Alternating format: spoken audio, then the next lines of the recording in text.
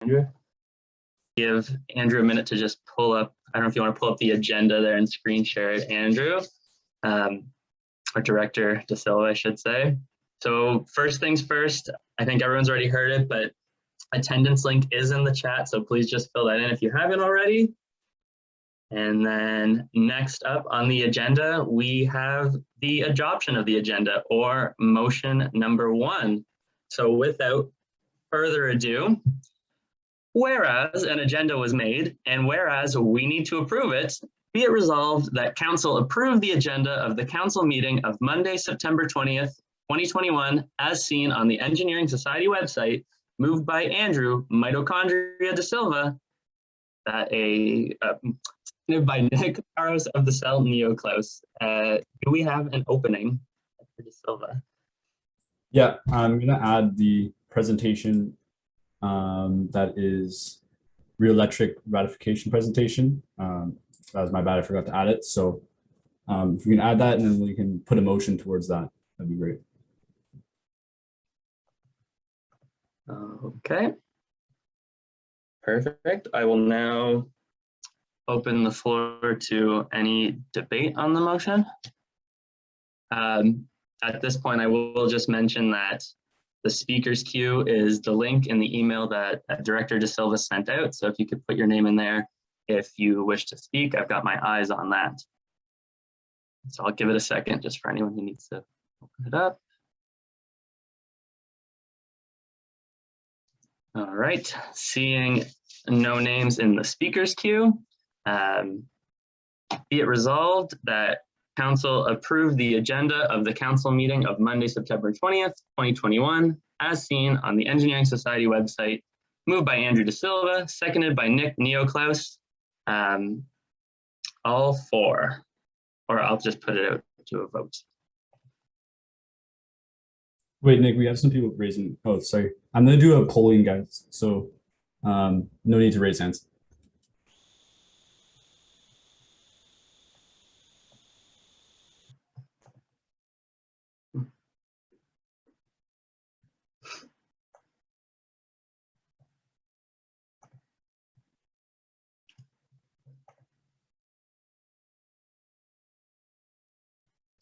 Okay, motion passes. Wonderful. You love to see it. Okay. So next up on the agenda. Excellent point. Next up on the agenda is the adoptions of the minutes, or motion 2. And so whereas it's been some amount of time since the last council, and whereas Aaliyah wrote the minutes and they need to be approved, be it resolved that council approve the minutes of the council meeting of Wednesday, March 31st, 2021, as seen on the Engineering Society website, moved by Andrew the World De Silva, seconded by Nick is your oyster, Neoclaus. Do we have an opening?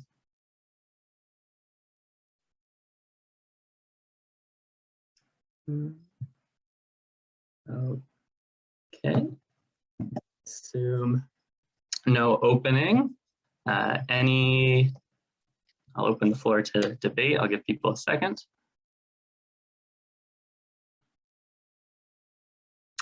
Okay, seeing nothing, we'll go ahead with the vote then. So be it resolved that council approve the minutes of the council meeting of Wednesday, March 31st, 2021, as seen on the Engineering Society website, moved by Andrew De Silva, seconded by Nick Neoclaus.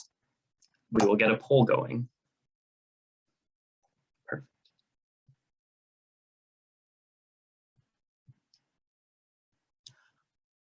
Motion passes. Wonderful. Thank you, everyone. Okay. So next up on the agenda, we have speaker's business. And for those of you who don't know who the speaker is, that's me. So this is my business. A couple of very quick things. First and most importantly, I want to acknowledge that Queens is situated on the traditional territory of the Anishinaabe and Haudenosaunee people. And we're grateful to be able to live, learn, play, and so much more on these lands. And beyond just Kingston, I would like to encourage everyone, since we are situated across Canada, to take time to familiarize yourselves familiarize yourself with the history of Aboriginal people and all of their local regions. All right, perfect. And now the next thing I'd like to do is for everyone who hasn't yet, if you could please put your personal pronouns in your Zoom name, that would be wonderful. For anyone who's not super Zoom savvy or unsure how to do that, if you just right click on your profile picture, like your image or your video, whatever you're sharing, there should be an option to rename, and then you can just put personal pronouns in the brackets at the end there. Then a couple other points I will just bring up very quickly, or I will vocalize. So if you're not a voting member, please do not fill out the form. Vice President Niska Edwards already put that out there, but I'll just kind of reiterate that. And yeah, as I mentioned before, there is a speakers queue. And so it was in the email that Director De Silva sent out to everyone. So if you have, basically, if you'd like to speak at all, please put your name into that speakers queue, and then we'll make our way down the line and get to you. All right. I think that is all the business I have for today. And so without further ado, the next item on the agenda is presentations, starting with the summer full accountability presentation from Vice President Niska Edwards. Awesome. I will go ahead and share my screen. So I'm just waiting for it to load. My internet is so if it cuts out, please let me know. Sorry, just there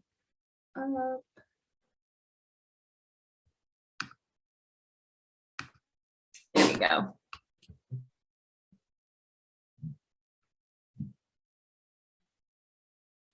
I'm just trying to figure out how to share it on a different screen.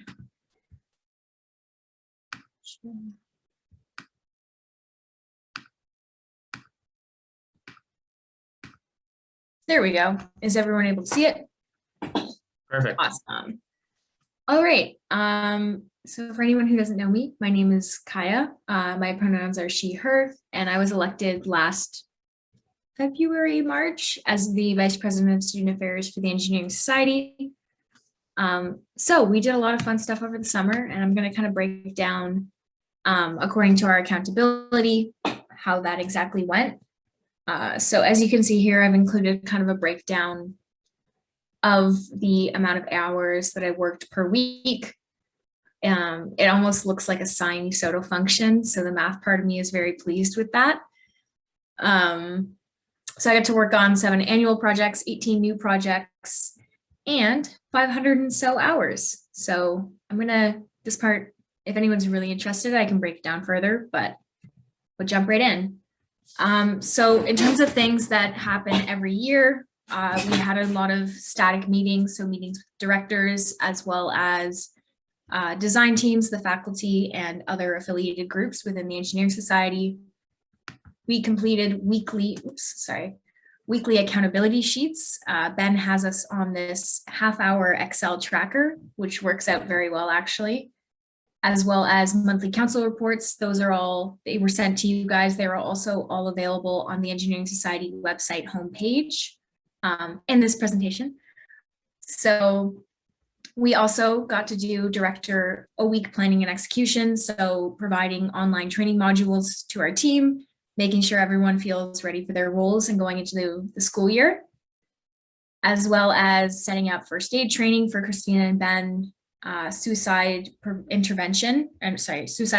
training, and positive space. If no one's had positive space yet, I recommend doing it. It's through the Human Rights and Equity Office at Queen's. It's a great training about gender and sexual diversity. And moving on, we also worked on reviewing policy and bylaw. I organized and attended SOAR, which is the summer orientation for incoming engineering students, as well as working on my strategic plan and budget. Those will be coming next council. And yeah, last on here, also SOAR. And then in terms of the projects, proposed projects, there's a few that were completed and a few that are in progress. So we did do the anti-Asian discrimination resources and reporting guides. Those are available on the EdgeTalk website homepage as well as on our Instagram. So a report on our findings. We did not have a lot of engagement in terms of that form, but we did have other meetings with equity groups across campus. And so I will report mostly on those findings and what students had to say about the Engineering Society and how we can improve and be more inclusive. The big draw away was orientation week. And so as we're looking forward to hiring OC soon, it's definitely something that's going to be on the forefront of our minds. If anyone has questions or would like to apply, I encourage you to do so. It's currently open on Breezy. There was a lot of unexpected things that happened this summer. So Breezy HR hiring portal is what we've chosen. We have a presentation to kind of break down how that decision was made. So naturally, there's a little bit of chaos in getting started and getting things kind of changed back from the Microsoft Forms and Google Forms to our new platform. So I've been doing a lot of work towards the end of the summer, as well as we've hired a data entry position to help populate the platform with our positions. So there's also going to be a guide to Breezy to help our directors and affiliated groups navigate the new platform, because what's the point if no one knows how to use it? Also, we had a large campaign for the Pride and National Indigenous History Month. So that actually took up most of my time in June, which is a little bit more than I anticipated, largely due to graphics, which I had not had a lot of experience in before, but it served as an excellent learning opportunity. And I hope some of you guys enjoyed my memes over the summer. Lastly, or second lastly, I guess, we did a lot of transitioning activities. So learning kind of all the nitty gritty specific details. This is more something for Ben in terms of e-transfers, but Ben kindly taught us how to do that as well. As well as I mentioned before, meetings with equity groups, faculty societies, FES, and the dean, as well as legal things. So apparently we own some land. So that was an interesting thing. I didn't know that. So as for the events that are currently in progress, so NSLOC on your side, we're currently working on the equity, diversity, inclusivity, indigeneity, accessibility, and sustainability action plan for the year. Quite the mouthful, but I do think it's important to kind of break down the acronyms since not everyone's familiar with it. As well as Christina and Ben are mostly working on reopening plans. As you all know, the tea room opened last Wednesday, which is amazing. So you guys can get your morning coffee fix. In terms of supporting Edi Clubs, there was a lot of meetings with myself and the director of clubs and conferences during the summer. The plan is to provide ongoing support through the director of clubs and conferences. And NPALS. So NPALS is the mentorship and buddy program. We had over 100 upper PALs. I believe it was 184 and almost 300 lower PALs. So that was very exciting. And a large portion of Christina and I's summer was getting that off the ground and kind of setting it up. So I hope you guys signed up. If you didn't, there's always next year. And if you have any feedback on that, please let us know. In terms of relationships with the design teams, I started on that this summer. So there's hopefully going to be an EDII and design committee, and policy and logistics for that is going to come to council, the next council. So I had a lot of preliminary discussions with design team captains and management, including Caroline Kim. So that should be incoming, and I'm very excited for that. And hopefully you guys will be too, as well as the restructure of the gender and racism and engineering panels. So the Director of Social Issues and Director of Clubs and Conferences have proposed that this be moved as a conference run by NSLOC, with an opportunity for our affiliated groups and speakers to come in and talk about how the society can improve, what they've been working on the past year. So we're also hiring for that. So if you or a friend is interested, please check that out as well. Lastly, lots of small fixes to the website. This is more of an ongoing task, kind of chipping away at it as we go. And it's also related to my FIPCO project. So that'll be exciting as well. Projects that were postponed, the Accessible Spaces Fund, logistics. It was pushed to the school year. The reason for that is because we would not have been able to get a new fee in time for this session. So its priority in terms of being completed immediately kind of decreased a little bit. So that's something I'm going to be working on this semester. In addition, there was preliminary research and discussion on a design team contract. However, I'd like to postpone that until the first EDII committee meeting so we can really get a chance to speak kind of with all of our teams on that before we move forward.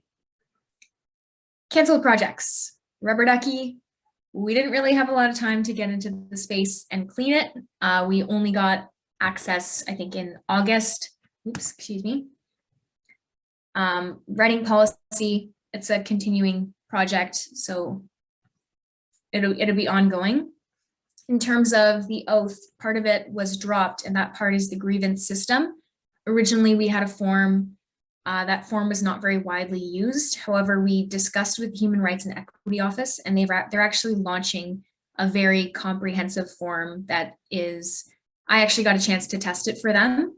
So it was going to be available on their website towards the end of September, and it gives students the ability to report grievances related to human rights, so racism, sexism, homophobia, all the isms and obias.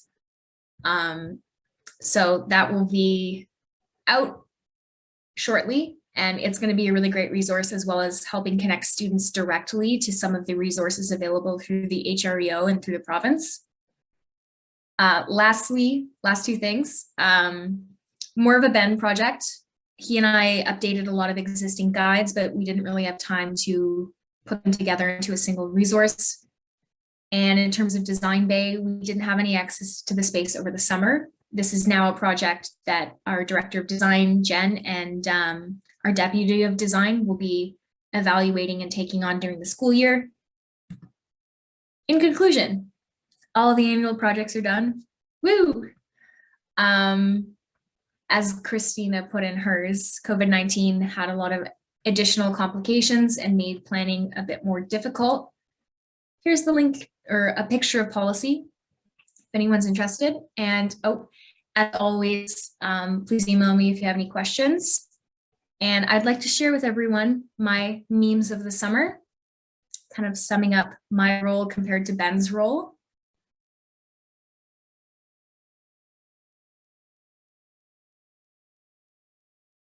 So if you guys are excited, Ben and Christina things, so be sure to show them some love if you see them in person around the ILC, because they've been working really hard this summer.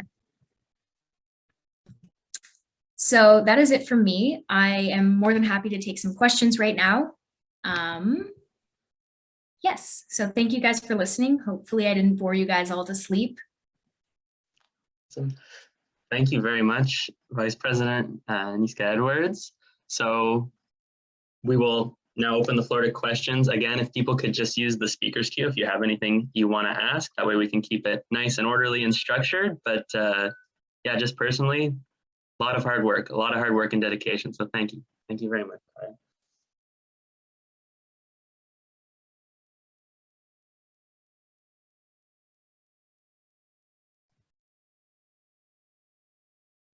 Okay. Seeing no questions in the queue, I think everyone has access to Kaya's email. I guess if questions come up later. So without further ado, we will get to the next item on the agenda then, which is the summer full accountability presentation from our president, Miss President Bizzle. Thank you, Nick. I can share my screen for that one. Or Andrew will. Awesome. So I'm Christina. I use she, her pronouns, and this is my president accountability presentation for the summer.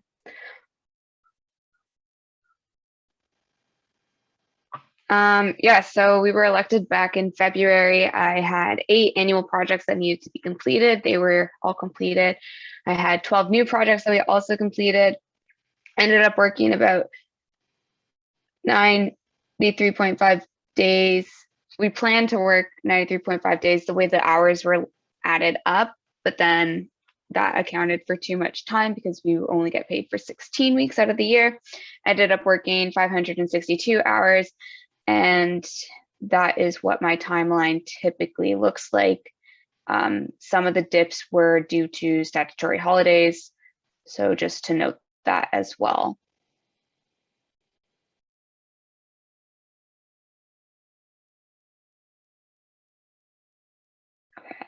So out of the completed projects and events, very similar to Kaya. In fact, this is the exact same slide, I believe, for the most part. Lots of static meetings and emails, had also quite a few meetings with different members of the university staff and other FEAS faculty. Got the chance to meet with some of the other lovely, amazing faculty societies, and we had President's Caucus every week instead of every month, which was really great for building strong relations with them. Did work on the accountability, as Kaya has mentioned, as well as got first aid training, living work start, and positive space training. I did help out the orientation committee quite a bit this summer with approving their event forms, the primer, and submitting a primer video. Also got to drive a truck for orientation week. That was really fun. There was quite a few setbacks in planning for orientation week just because we had to plan for online as well as some in-person activities, which meant a lot of modifications to events. And so just going through those hurdles. I think hurdles is not rhyming with turtles, so my apologies for that spelling mistake. And so just giving support to FC where needed in that aspect. I would also like to note that all these names were like operation code names that we gave in our when we presented our summer plans at the previous council. So that's why they're all kind of a bit weird. Yes, and so we did create strategic plan and budget. The budget will be presented at next council. And student choice initiative did not go through. So that was, I did plan to tackle that project, and that is probably one of the significant reasons why I did not do the 632 hours I originally set out to do and only did the 500 and whatever number it was. The student choice initiative was optional student fees, and so we would have to adjust the budget for reduced income from student fees. Next slide.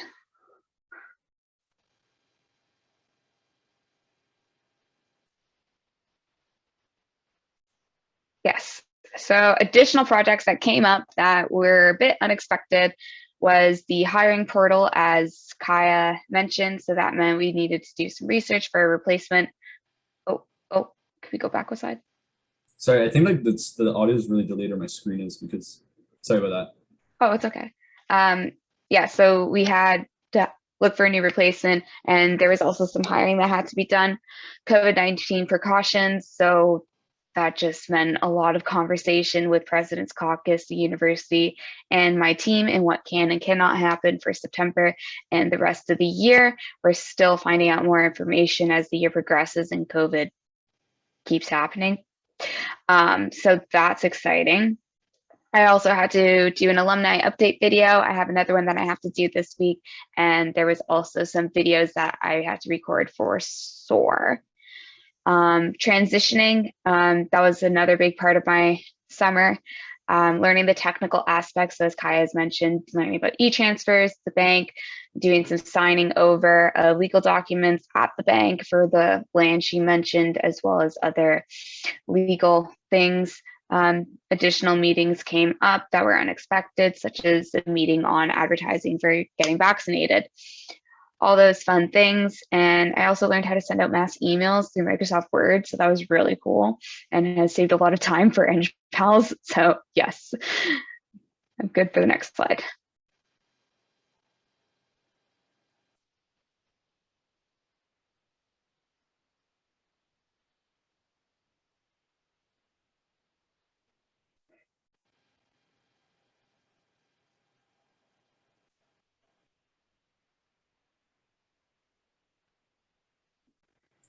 Sorry, is it not showing on your screen right now? It's still the same slide. Okay. I don't know if that's the case for everyone else. There we go. So in progress projects, events. So these things kind of got put on the back burner or just ended up being year-long projects rather than things that could get done in the summer. So the EDI action plan, that's one thing that we are currently still working on. It's going to take some time to draft that, and we will be presenting it hopefully at the next council. We're still learning about COVID-19, supporting Edi Clubs. So Kaya has touched quite a bit about that, so I'll let that be. Edgeling's bursaries for personal tutors. We have looked into that. There is a proposed solution that we are going to move forward with, but there's still some technical aspects with that we have to sort out. Bench pals, as Kaya has mentioned. ESCO membership. So I went to president's meeting and communicated with the dean about ESCO, and he loves them and we love them. And it was a very good time at president's meetings. That took up a whole weekend. It was a lot of fun. It was virtual. I would just like to be clear about that. And then the restructuring of the gender and racism in engineering panels are now the EDI conference, which is led by Adam and Jeevan. But they're still hiring a co-chair, so go apply and tell your friends to apply because it'll be a really great opportunity to do that. So it's kind of just giving help there. Canceled projects. So the Order of the Purple Knight Sword, that's an award that is given out to fourth-year students who have been heavily involved throughout their time at Queen's in the Engineering Society. And so their names, people who are knighted get their names engraved on the sword, but we haven't been into the office, and so couldn't really assess the sword. I think there's space for more names, so we didn't look into purchasing a new one. That'll be a later problem. There is no space. Okay, Kaya. Okay, we will talk about it later. Space cleaning, always cleaning. Everything needs to be clean. Hopefully we get to that as spaces become more open. There was some proposed projects on writing new policy. Given the way our policy is written and how it falls back on the AMS policy, it didn't seem entirely necessary for us to write those new components of policy, but we may, it's not completely off the table, so it could be implemented later on this year or in future years, should there be a great need for it. Improvement of the society communication. Lots of talk. A lot of people want to start TikTok. I think the professional development team has a TikTok account right now. So that's exciting. We're always looking for new ways to communicate with you guys so that you know what's up. Student engagement assistant. We will be using Breezy. I meant to type that. I don't know what happened. Probably a saving issue. Basically, with the new hiring portal software, there is records and data analytics that tracks how many roles we have, how many positions are being applied to. And so we can see where more attention will be needed as years progress, and hopefully it will be a good project for future execs. And Kaya already touched upon the oath.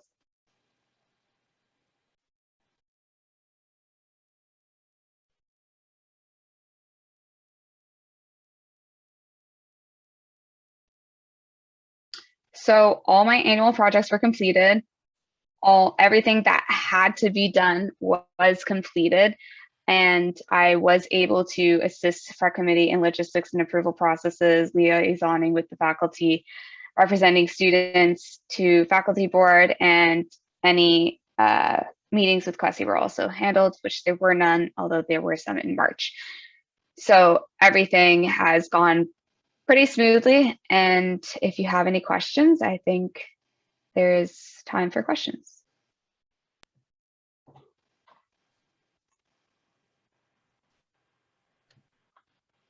Thank you very much, President Bizzle. I'll give everyone a little bit more time to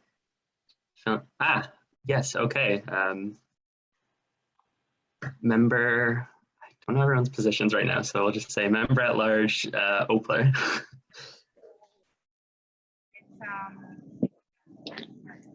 Hello, excuse me, I'm the faculty board rep for slide 22, but it's okay. Jenna Obler, slide 22 faculty board rep.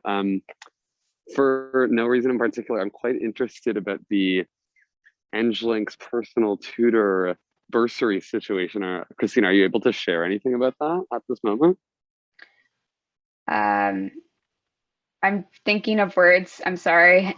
Yes, I can say that. Like, what are you asking? Oh, sorry, Christina Bissell, President. Direct response. Do I have to say that? No. Okay. What are you asking specifically, like about what the solution is or why there was a problem? Yeah, what the solution is. Okay, so we're looking into having some sort of reimbursement situation similar to gift cards. More details will come when we have it properly established. So that's for the tutors? Yes, I feel like this is a very technical and nitty-gritty question that we can address later. Cool. Yeah, so I don't mind talking to you about that after council, unless somebody else has a question about it. Okay, we'll turn it over to Advisory Board Chair Newcomb. Hi, quick question for Christina. The writing policy bullet, is that about the policy for endorsing non-affiliated groups? Yes. Okay, thank you. It was that one, and then there was also another policy.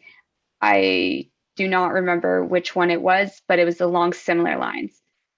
Okay, thank you. It was endorsing external groups, but it was also donation policy.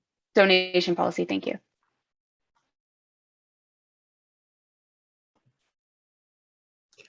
Give it another second in case there's any other questions.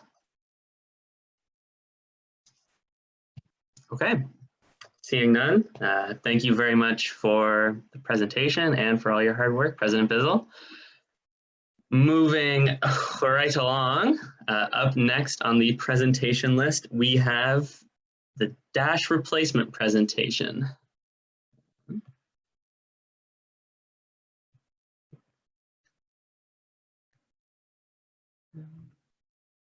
Christina, do you want to share your screen or should I share mine? I do not have it pulled up because you told me you were having. Andrew, are you able to share your screen? Andrew, Director of Governance. I can, but it seemed like there's a problem with my sharing screen. Okay, let me just give me 1 second to grab it. I can pull it up. Okay. I have it up. Yeah. Okay. Sounds good. I hope you guys aren't bored of hearing me speak, because I'm going to be speaking for a bit again. I can give the presentation if you like, Kaya. No, I can give it. I have it pulled up too. What was I talking about? I was literally looking at it and I was like, where? Okay. So I assume that's a Rick roll. If so, well put. It's not. I can confirm it's not a Rick roll. All right. So moving right in, as some of you may or may not have heard, our new Dash platform is breezy.hr. I will share my screen, Christina, don't worry. Yeah, it's just going to be easier if I share it because then I can click forward. I got it. It's fine. I appreciate you though. Oh, no, turn that off. Okay, so as us old and wizened folks know, dash.ngsoc.queensu.ca was our old platform. We put all our job posting, scheduling applications. It was made in-house, and as anyone who's used it, I'm sure knows, there were some issues with it. So in April, we became aware of a security concern regarding the Dash environment that was brought to the last council, I believe. Speaking as the one who coordinated all the Microsoft Forms hiring, it is not very feasible, nor is it efficient. So we made a request. Oh, it was in March, my apologies. We made a request for council to have $5,000 emergency funds in order to replace this with a new platform. We do have accountability for those funds. It will be coming with the budget presentation. And can you go to the next slide, Christina? Sorry. So Yes, fixing it was not feasible. Security checks would be outsourced and very expensive. So for the amount of money that we would pay in order to get that kind of penetration testing, we would pretty much be able to buy a new service or create a new one. The only issue we thought with rebuilding the website and building it, we would hire probably a team of students was the idea that went around. The only issue with that is that we would likely run into similar problems down the road, as well as transition between years would make it difficult and we could lose information about how it was designed. So we kind of looked into what other faculty societies use. And the most viable option was what ASIS does, and it's Breezy HR. So if we go to the next slide, we did meet with a number, I believe it was 6 or 7. We met with HR outsourcing options. So we did some short demos. For our purposes, most of these services charged for per user, which would cost us a lot of money. So if you go to the next slide, the choice ended up being Breezy. It was the most cost-effective solution, but still kind of let us get all the usability and all the things that we used to do on Dash. So the key features are scheduling. We are able to schedule interviews now much easier, as well as Christina mentioned in her presentation, there's going to be reports and analytics available. So, 3 years down the line, the new executive, the new director of HR will be able to look at some of that data and figure out, how to better advertise for the society and do things in relation to recruitment. As well, we liked the idea that it was a flexible pricing. So during the months when we will not be using it hardly at all, so for example, over the summer, over Christmas break, we can download to the Bootstrap plan, and this will cost us a lot less, and we will not lose any data. The other, obviously, price point, which I mentioned in comparison to the other platforms, is that we do get unlimited users, which is great. And transitioning, Breezy has a very good help set. They have a chat function, a live chat, which is, I believe, 9 to 5 all weekdays, as well as hosting video events where you can join to learn more about the platform. And they have a very comprehensive FAQs and instructions on their website on how to use all their different features. So you can go next. So if anyone's had a chance to look at it yet, this is what it looks like. Go to the next slide. So if you scroll to the bottom, it will have all of our openings and give individuals the option to apply. So you can see some of the positions that are currently open.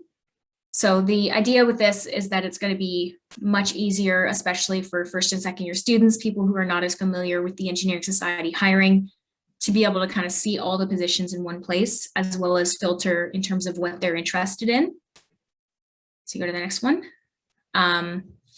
So just like Dash, we can do all the position description, hiring questions, and it makes it much simpler to be able for our affiliated groups as well as directors to follow hiring policy. It does have Zoom integration as well, which is excellent. So if you go to the next one. The next one is questions. I've spent a significant amount of time over the past 3.5 weeks in terms of setting up Breezy and kind of getting to know all the details. So if anyone has any questions about this as a whole, they can email myself, or if you have questions about hiring, please email Allison Wong and she can help get you guys set up on the platform. So hopefully this is going to make like easy, breezy, beautiful CoverGirl. So if you have any questions right now, I'm happy to take those. And if you don't, please have a look at it. It's linked to our NSOC website as well as in the Instagram bio. And it's got a lot of great positions out there. So feel free to apply or to tell your friends to apply as well.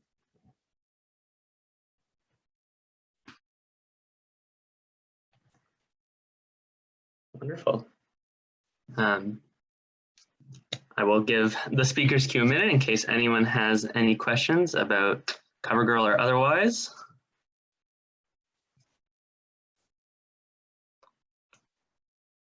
All right. Maybe she's born with it. Maybe there are no questions. Okay, good stuff. Seeing nothing, we can, that's the one. That's the one, President Pizzle. Thank you very much. Seeing no questions, though, we can move on to the next item on the agenda, which is the NJARTS presentation.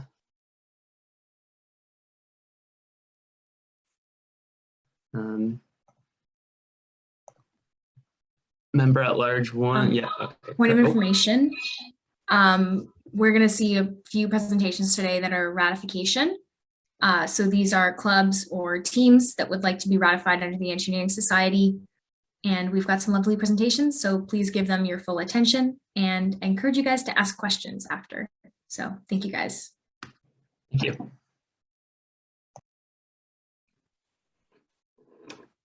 Okay, so I'll just get started, I guess. So my name is Jillian, and I guess I'm one of the co-founders of NJARTS, which is a new club that we're trying to ratify today, and I'll be going over a brief overview of what we're trying to accomplish.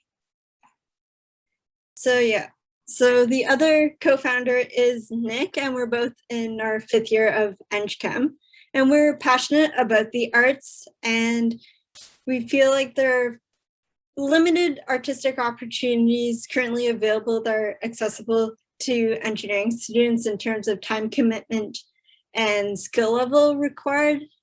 So, and we believe that artistic expression can be beneficial, and we want to provide a platform for these opportunities. So we have 3 main goals that we want to achieve through this.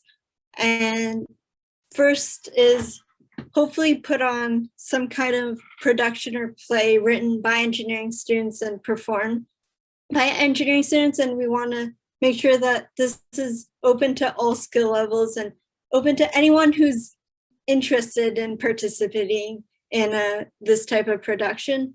And then we'll also have a monthly newsletter with submissions by students. It can be art, poetry, or any artistic submission, and hopefully that encourages other people to participate or just enjoy the art shared by their peers, and also maybe inspire them as well.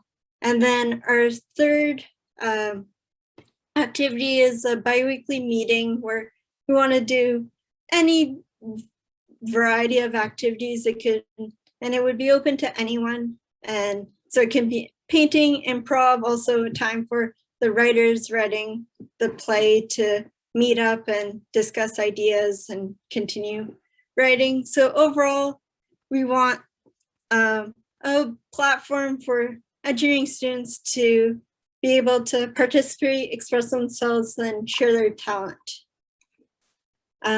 So we wanted to get this club ratified because we are in 5th year, and we want to make sure that there is some long-term sustainability, and we think it's a great idea. So, and also it allows for increased exposure for the club, and also make sure that there's a clear connection between the club and engineering students, because the main goal for the club is an artistic expression for engineering students. So that's basically my brief overview. I kept it short, so if you have any questions, let me know. All right. Thank you very much, Member at Large 1. So looking at the speakers queue, it does look like we have a couple of individuals on there still getting positions, but Member Takamoto. Hi everyone, Julia Takamoto, Sci22 Prez. I have held the same position for the last 3 years. Want to assume? So I had two questions. I guess the first one was, do you intend for this to be a club that's limited to engineering students, or will this be open to everybody and just like bank with NSOC? A direct response, I guess. Like, it would be open to any students. We just want to target mostly the engineering student demographic because we feel like there isn't that many opportunities for engineering students. So yeah, open to everyone, but like the scheduling and that type of thing would be geared towards an engineering student schedule. President Bizzle. Sorry, I was trying to find the mute button. Christina Bissell, President. Couple of questions. Will you be requiring the fees that you get through the Engineering Society for materials / supplies? Have you considered any long-term expenses for the club, as well as if it is open to everyone, how will you manage who is actually members of the club and therefore can be your successors? Okay, so direct response, I guess. So in terms of costs, we would try to spend within our means. It's difficult. We'd mostly try to gauge ticket sales, but for like our production, that's going to be the main way we would get funds for the materials, at least definitely for the first couple of years. That's the current plan. And then, so we should be able to be self-sustained through the ticket sales in terms of purchasing materials for that year. Could you just repeat your other question? Christina Bissell, President. My second question was in regards to, since you have an open door policy and anyone can participate, how would you determine who are members, and therefore how will you ensure that you have successors? Yeah, so that's a great question. And so there are some positions that we will kind of hire for the play in particular. So the director of the play and relating to costumes and we'll also have someone in marketing, and depending on how much marketing we want to do, there might be someone under them as well. So we'll have some members that are hired, and I guess when we're starting to hire the next team for the following year, I guess making sure to promote the club and just talk to any members who keep on coming to the events and meetings, and encourage them that if it's something that they're really interested and passionate about, encourage them to take a leadership role. Nice. Vice President Niska Edwards. Kaya Niska Edwards, Vice President Student Affairs. My question is just, I guess, relating. I like the idea, first of all, I want to preface with that. Preface, I guess. I was just wondering in terms of space, what the plan is. I know right now is, I guess this will be a two-part question then. Right now we are still in a mostly online environment. So the first question is, how are you planning, I guess, on engaging members through an online platform? And the second one is relating to space and storage of materials. I'm just wondering if there's any thought into where that would occur, or if it would be more of a, I guess, like, are you going to keep it Nick's basement? So just kind of like in terms of props and stuff. Yeah. Yeah, those are great questions. Yeah. So if things still remain virtual, we'll still try to come up with a virtual production, and it might not be the full extent of what we would have imagined for our first year, but we'll do our best, and we'll still try to host our meetings and engage people, and also get, based on who comes, getting in a sense of what they want to see, and try to also tailor in that way, so we keep anyone who does come and does seem interested. And in terms of space, we have not really thought about that, so it might be a basement thing for now, who knows. But yeah, something definitely to think about, and yeah.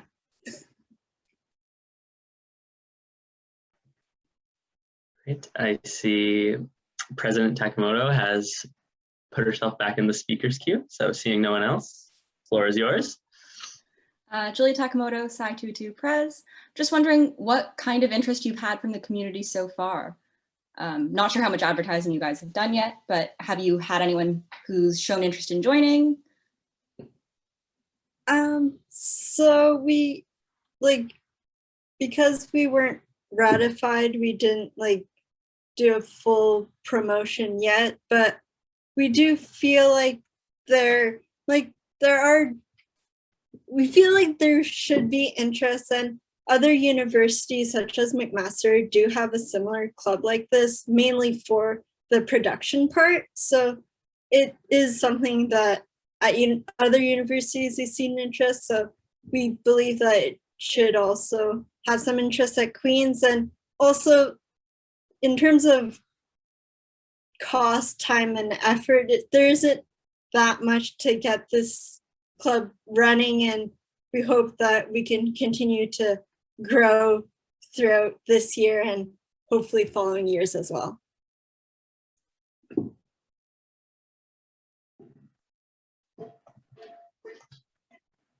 All right. I will give it another couple of seconds just in case there are any lingering questions. Don't be shy. All right. Well, seeing none, I think we can close this presentation. And so as Vice President Niska Edwards mentioned earlier, these presentations are individuals coming for ratification. And so there will be a motion later on in council about whether or not we want to go ahead with ratifying the club or not. So just keep that all in mind, and there will be another discussion period when we go to do the motion. Okay. And so next on the agenda, as was added at the start, we have the re-electric car presentation. Vroom, vroom, vroom. We're going to the moon. Okay, yeah, I'll just share my screen. Second.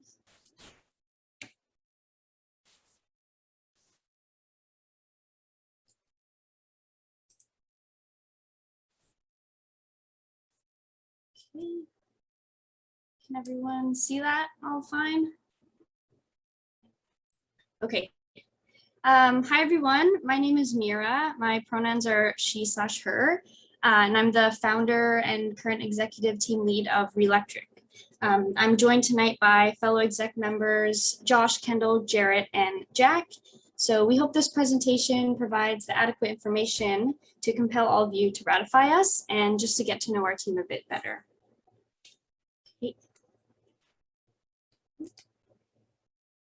Okay, so who we are.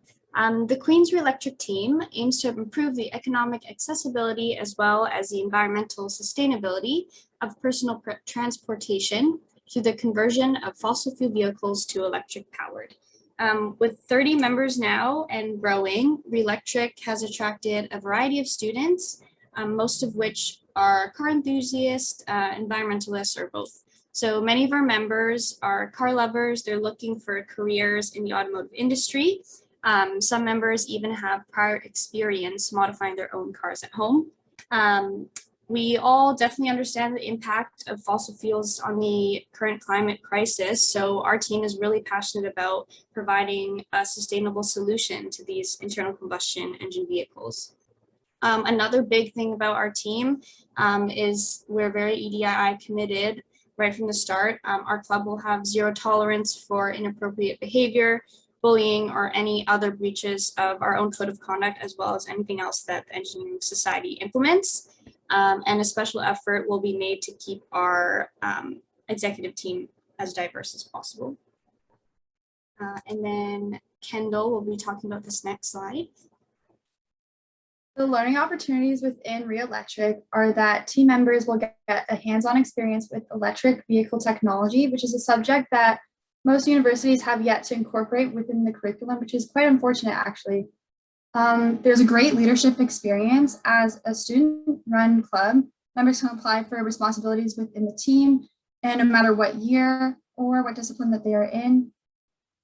This is also a real-world impact. So our main long-term goal is to re-engineer existing EV technology and to become recognizable in this emerging field. So I guess the big question is, why should Re-Electric be an NSOC design club? And in just a short amount of time that we've started this club, we have seen that there's an insane amount of interest from a lot of different students. So that clearly shows that this is a subject that many Queen's undergrads are very passionate about. And so we want to give them a team-oriented, inclusive group to put those interests to work. And off to Josh. So on to our short-term plans. Our short-term plans are broken down into 5 parts, starting with part 1, where we want to continue conducting further research and helping members develop a fuller understanding of the systems we will be working with. For part 2, sponsorship is very important to us. We intend on creating a marketing and sponsorship team responsible for exploring and seeking financial opportunities, including, but not limited to, corporate sponsors and government grants. They will also be in charge of our social media presence. For part 3, we are looking at purchasing powertrain components, including the motor and transmission, as well as other components that we have listed in our submitted budget. For part 4, we will use the research to plan and execute an assembly strategy for the powertrain system. In the future, and at the end of the school year, we will assess our abilities to take on the installation of the systems into a physical vehicle. So that's the basic rundown of our short-term plans. And yeah, that's all we have in our official presentation. So we're open to any questions that anyone may have now. Perfect. That was an electric presentation. Looking at the speakers queue, it looks like Vice President Murden is first up. Thank you, Speaker Nicholas. Nick Murden, Sci 2 Vice President. I have one question that's I don't see attached to the Council newsletter an appendix for a constitution or charter for this design club. Is there one? And if not, just I guess sort of, can I get a summary? Oh, is there? Which one is that? It's point of information, kind words, Vice President Sci 2. I don't believe it's attached to the minutes. However, I do have a copy that I can share. Oh, okay. Yes, give me 1 second. Mira, can you stop sharing your screen and I'll share mine?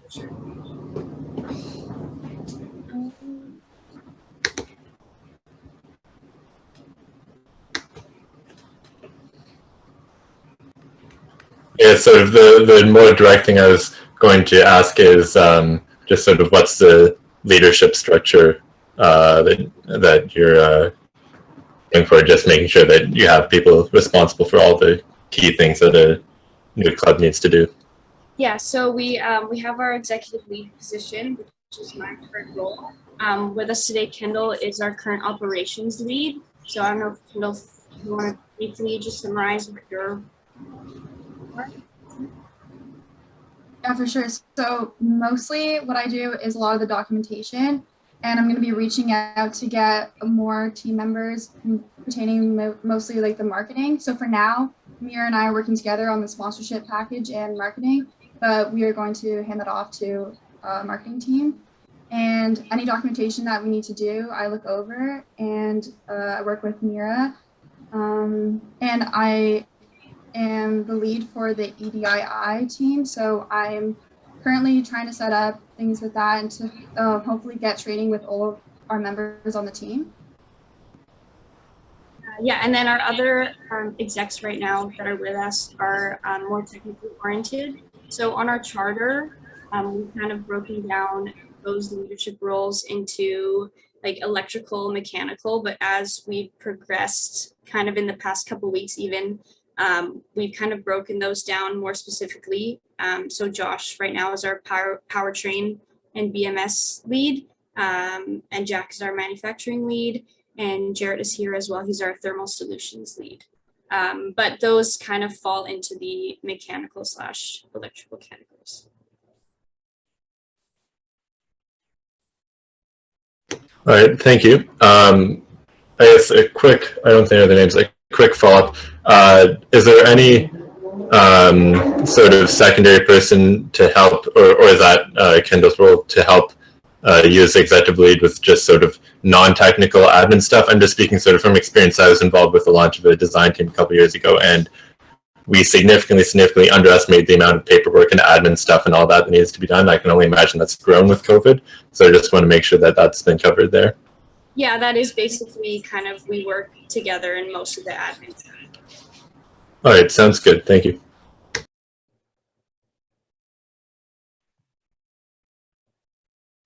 All right. Looks like we are at the end of the speakers queue. So if there is nothing else, thank you to the, oh, just kidding, President Takamoto. Thanks. Julia Takamoto, Sci22 Prez. Just curious, for those of us who didn't get to see the submitted budget, are you asking for student funding from fees, or how, like sponsorship, self-sustaining? What's the plan? Yeah, so at the moment we have a agreement with the alumni class of size 74, and they've agreed to kind of split their budget between our team as well as, I think, sorry, I'm forgetting, Jack. I believe it's the solar team, but I yes, could be wrong. It's the solar house team. So we plan to apply for the dean's donation, and for our first year, that will be our main funding income. And then in the future years, we will be applying for a small student fee, but our plan is mainly to get funding from outside corporate sponsors.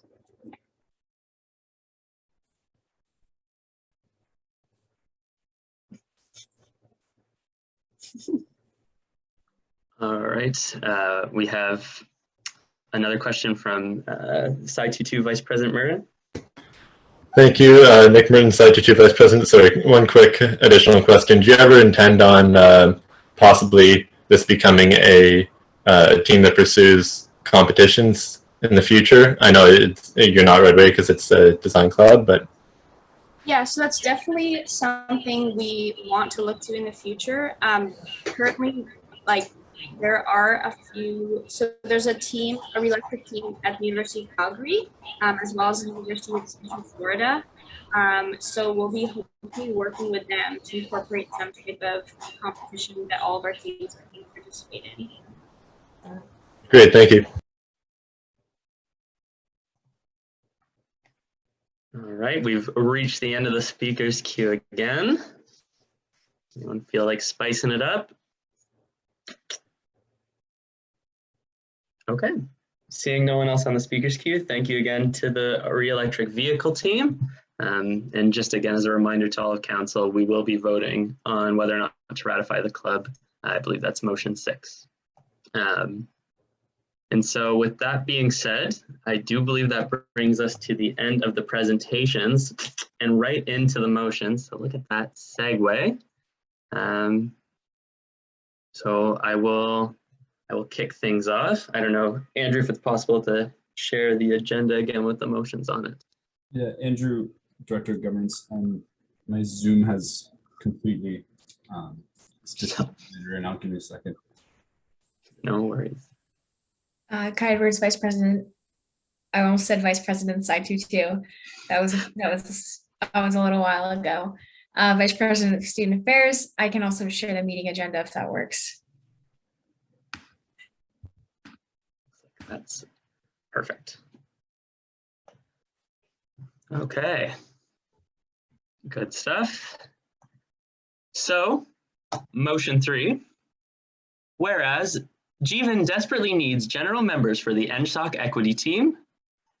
And whereas Bylaw is a thing and they aren't going to elect themselves, be it resolved that council elects Lisa Duplessis, blank, blank, and blank to sit on the NSOC equity team as seen in Bylaw Section 9, subsection A2, moved by Jeevan, https://www.queensnsoc.ca/bread-5-syllables / seconded by Christina, 404 not found, Bizzle.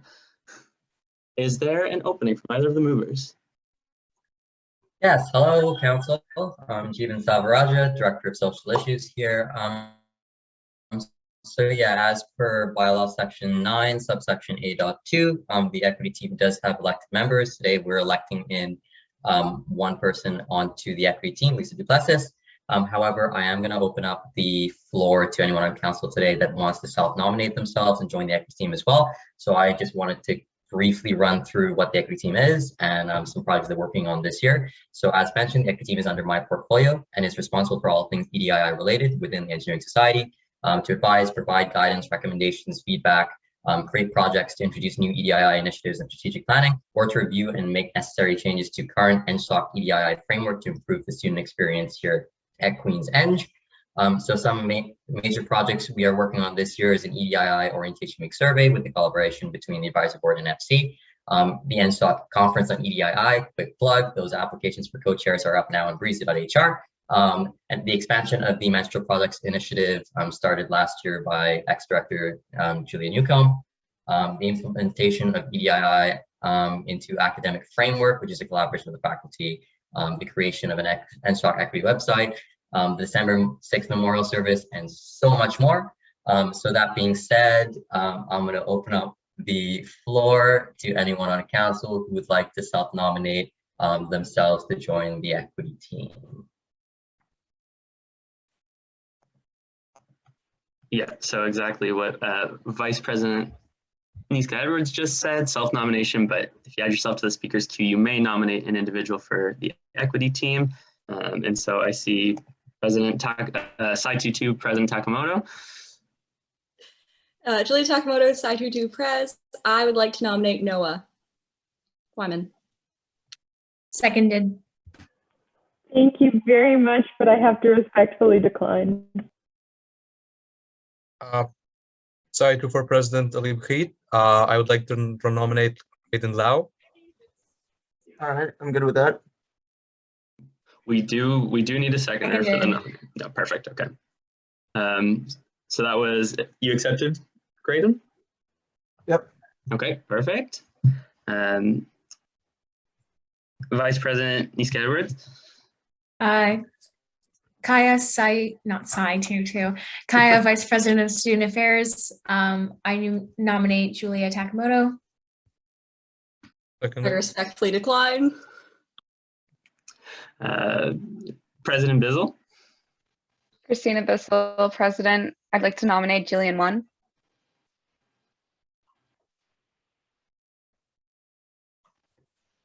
I respectfully decline.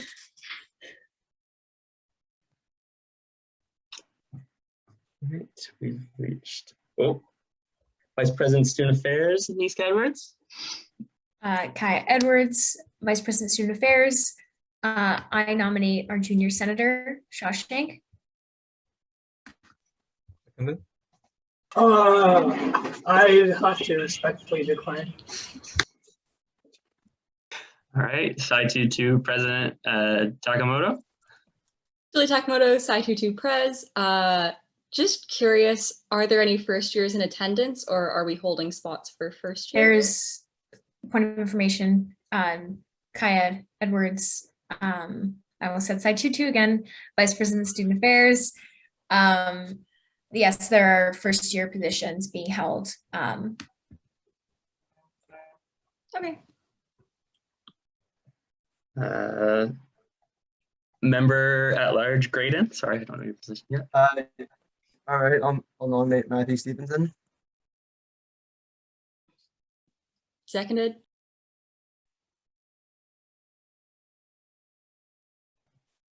Is Member Stevenson? Oh, yeah, sorry, yes. I respectfully decline. All right. Vice President Student Affairs, Niska Edwards, but in all caps this time. Kai Edwards, Vice President Student Affairs. I got a quick question for Jeevan. What is the time commitment? And I also have a nomination, but I will wait till after he answers. For general members, the time commitment ranges from low to mid, depending on whether you would like to take up projects yourself, or if you are wanting to help out with some of the projects that I will be working on, or the projects that hired members are working on. So my mental health rep, international student rep, sustainability rep, and diversity rep. You can help out there. However, yes, the time commitment is low to mid. It's not overly high. So yeah. So probably, I guess for general members, maybe 3 hours over. Yeah. Like not a week. No, not a lot. Yeah. Nomination. I would like to nominate Grace Ma. Respectively decline.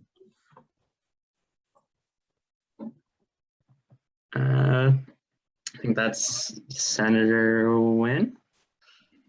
Jeremy Nguyen, Senior Senator. I'd like to nominate Carson Nygor. Do we have a seconder? I would like to respectfully decline, sorry. Okay. President Takamoto, did you put your name again under the thing? Julie Takamoto, Side 2-2 Prez. I would like to nominate Jeremy.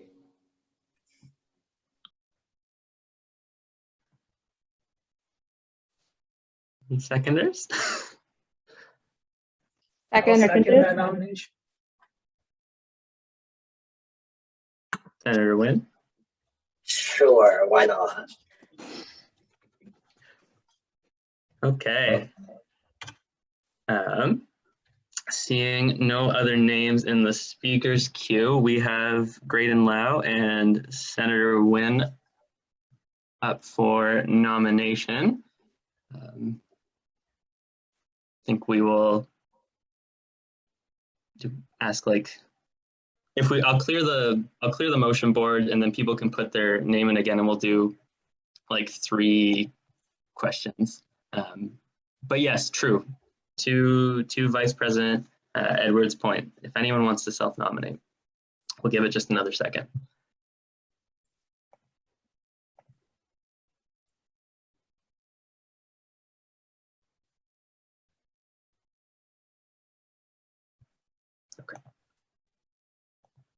Okay. Then yeah, Director Savaraj, I just want to confirm, did you want to do 3 questions for the candidates? Sure. I can ask a couple questions. So the first question I would ask is, why would you like to join the equity team? Should I put in all 3 questions now or just go one by one? Point of information or order, one by one, and I believe they have 20 or 30 seconds to answer each. Acknowledged. So yes, first question would be, why would you like to join the equity team?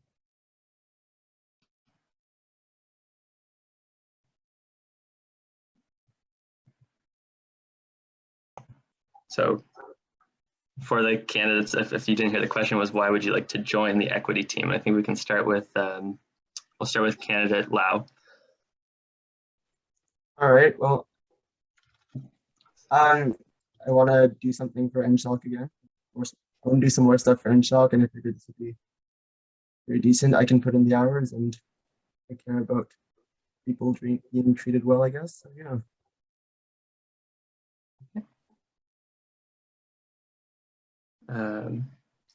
Yeah, I've got a timer running here, so once it hits 20 seconds, I can let people know, but we'll go to candidate Wynn. I think this year especially, it's important to recognize the equity stuff with equity. I think in the past couple of years, it's been pretty obvious how we failed society in a sense in terms of diversity and integration. I think it's nice to keep these things in mind and see how we can improve on them. And then I did see that we got a self-nomination from Matthew Stevenson. So candidate Stevenson, I'll give you 20 seconds. Oh yeah, sorry. Yeah, I just want to get like more involved in NSHOC, and especially like in the past like year and stuff with the COVID, I just want to like promote more of like an air of inclusivity and just kind of like amplifying like the voices of like more marginalized groups or historically marginalized groups on campus, just to create like a more of a like cultural or like mosaic kind of different backgrounds. Okay. Great. Thank you to all the candidates. Go to the next question. My next question I would ask would be, what are some projects that you would consider uptaking this year, if you have any? Great, perfect. We'll go in the same order. So candidate Lau. Point of privilege. President Bizzle. Yep. Jeevan, do you want to list out the projects that you have already mentioned earlier to this council? So some of the projects that we're working on this year would be the EDII Orientation Week Survey, the NSHOC Conference on EDII, the expansion of the Menstrual Products Initiative, the implementation of EDII into academic framework, the creation of an NSHOC equity website, the September 6th Memorial, and I think that is all we're working on for the fall semester. Clarification, the question was just asking if the current candidates do have projects they would like to work on this year, or have anything additional they would like to add in terms of the projects that we're working on this year. I think all of that seems pretty chill. I'd be down, and I think my schedule is probably the limiting factor because of my program, I guess. So yeah. Okay. We'll go to candidate Wynn next. I would be interested in working on the Orientation Week project. I think Orientation Week is very important for all Queen's engineering students, orientation in general. It's the first introduction to university, so it's important that it is inclusive as possible. And candidate Stevenson. Yeah, I think the orientation event project would be interesting as well for the same reasons that candidate Nguyen mentioned. I also think that expanding the EDII into an academic framework is also very important, just because it encourages like greater diversity in like methods of thinking, and also it keeps that idea of EDII going past orientation. All right. Then I think we've got time for one more. Director Savaraja. Fantastic. I do have one good one left to sum things up. So my last question to all the candidates is, why is EDII, equity, diversity, inclusivity, and indigenization important to you? Perfect. And we'll go starting with candidate Stevenson this time, and then we'll work our way backwards. So. Yeah. So it's important to me just because I guess more from like my background, I'm from BC, so I'm more used to like seeing very like cultural mosaic of I guess of cultures, but a much more blended, or like an atmosphere where multiple like backgrounds and cultures and ideas are respected. Right. Okay. Oh yeah, time. Sorry. Candidate Wynn. Being a person of color myself, EDII has been something that I've always had to deal with just kind of in my daily life. And so for me, it's about eliminating the barriers that come with the way that you're born, whether it be physical disabilities or just how you look in general. I think it's very unfair that people have to deal with these things on a daily basis. So it's important for me to work towards making them better for everyone. And candidate Lau. All right, well, I guess I don't have too much to say right now, but I think it's important to have a respectful community where everyone's treated well, and just to have ways to address issues that come up and ways to create a good system that's like resilient against having these sort of issues. And yeah, basically just having a good campus is making sure everyone's treated well and respectfully and equitably. Okay. And I guess also because like I'm also from BC with Matthew and used to kind of the multicultural aspect, and also have like family members who went to Queens and just kind of caring about the school's reputation and ability to have. Sorry, candidate Lau, that's time, unfortunately. But, okay. I think now what we'll do is we will go ahead and, yes, thank you to all the nominees first and foremost, truthfully. Director De Silva, is it possible to, yes, put the nominees into a breakout room and then we'll do a vote? Or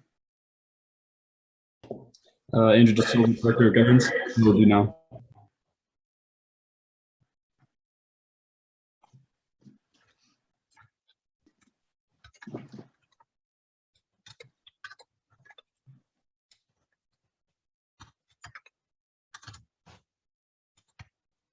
okay.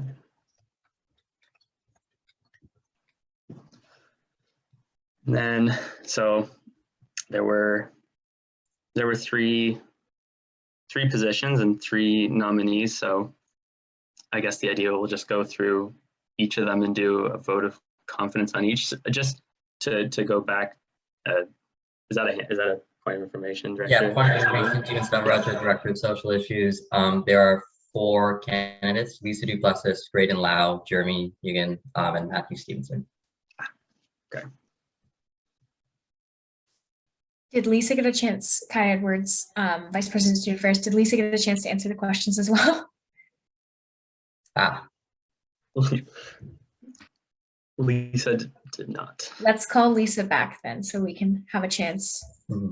I think Lisa's might still be Lisa's here. right there. Perfect.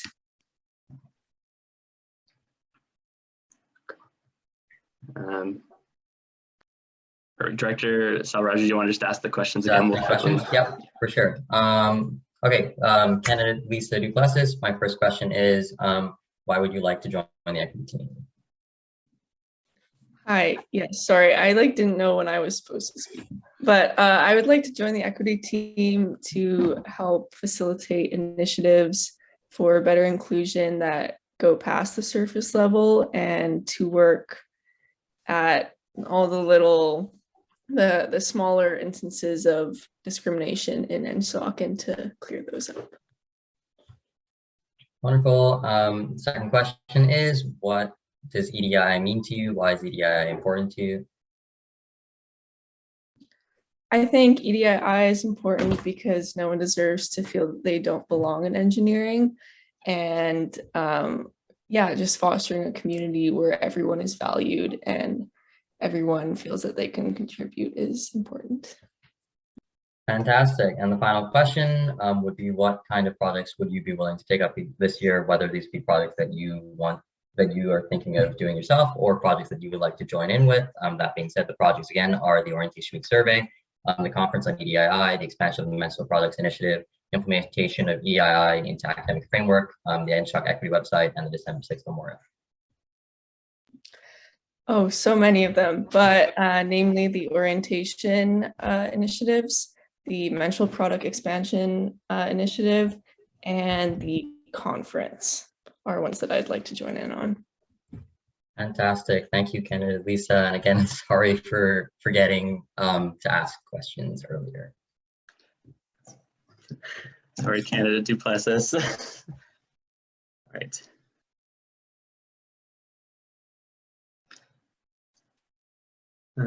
Once Director De Silva has moved candidate Duplessis to the breakout room or the waiting room. Okay,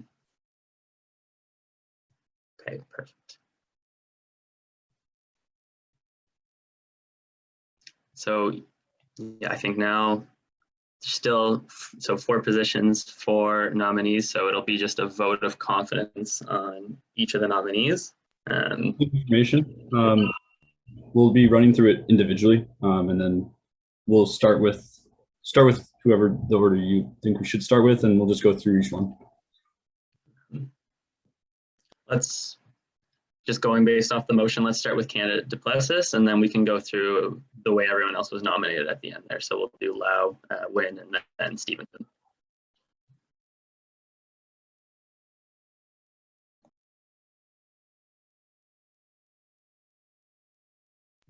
Point of information. I don't know why, but it's not giving me, or point of question, I guess. There's no point of question. It's not giving me the option to vote. I can just see the results coming in. Point of information, Kai, I'm pretty sure you're not supposed to have a vote. I am. Point of information, executives were elected into their roles, and so we'd get a vote. If you were elected, you get a vote. Sorry. Oh, good. Point of information, Kaya, or Andrew Silva, Director of Governance. Kaya, I think it's because you're co-host now, so I'll take that back, and then I think you'll be good. Looks like this one passes.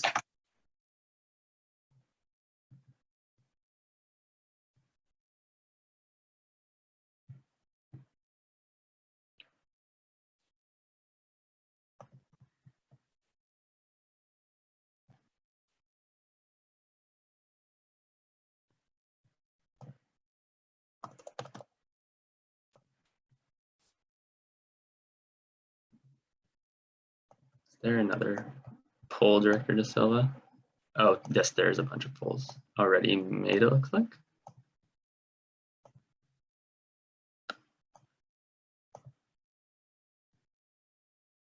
There we go.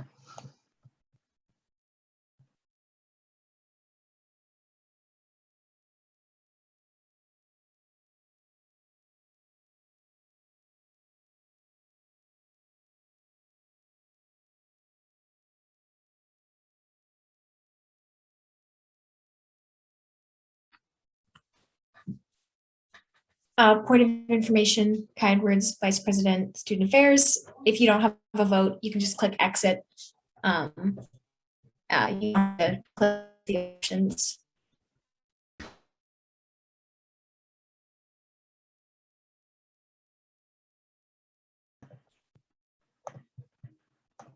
Nice, looks like that one passes.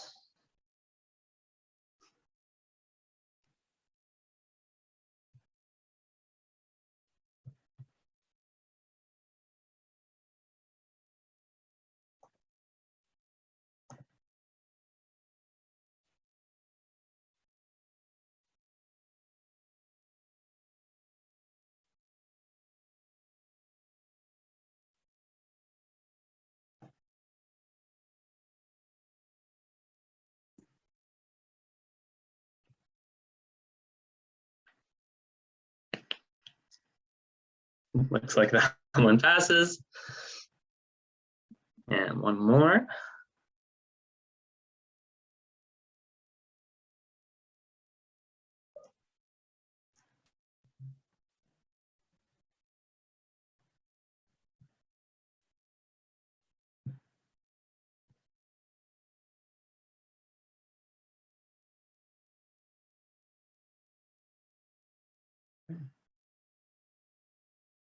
It looks like,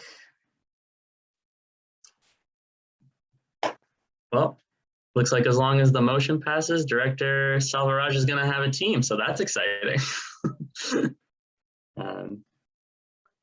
Woo! All right, wonderful. I think we can get the candidates back in here.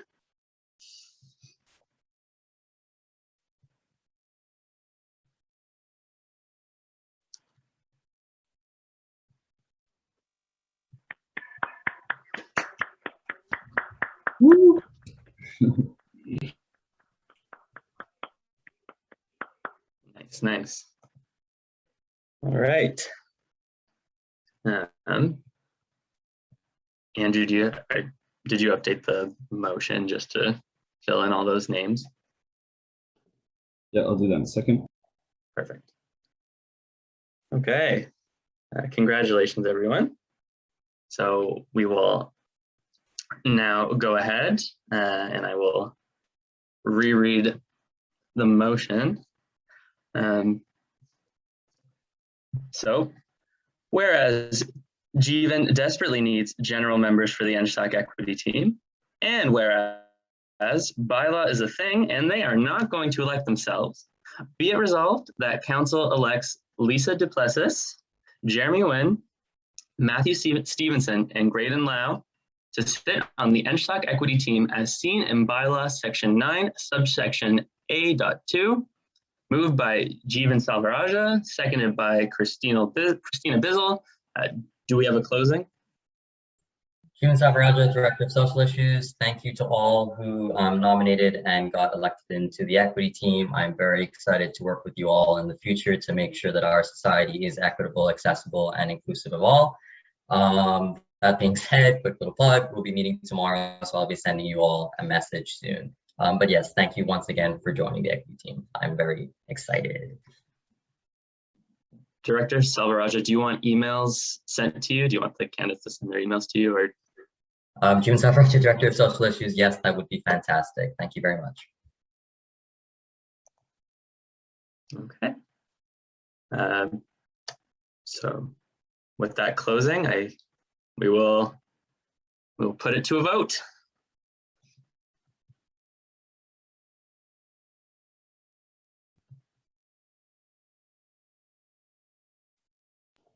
Andrew Silva, Director of Governance. Kaya, I can take over the screen because I have it all written out. And then I can start. Awesome.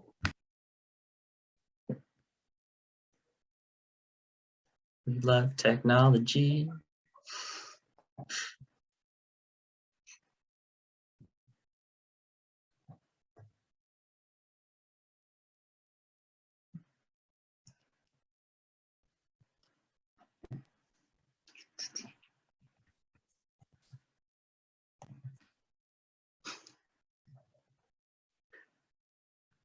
Right.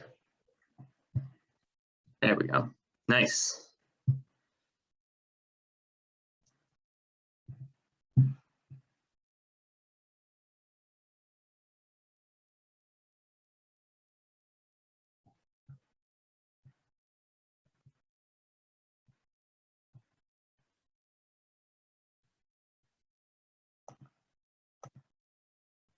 Okay. Motion passes. There we go.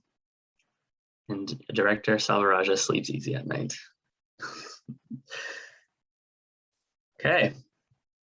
Good stuff. So moving along. Whereas the bed fund has a general fund, and whereas the general fund needs a representative, be it resolved that council elect blank as the general fund representative as seen in policy section A.4.7, moved by Grace, Chi 1 Superiority Ma, seconded by Alexa, she's in Chi 2, Hadley. Do we have an opening from either of the movers?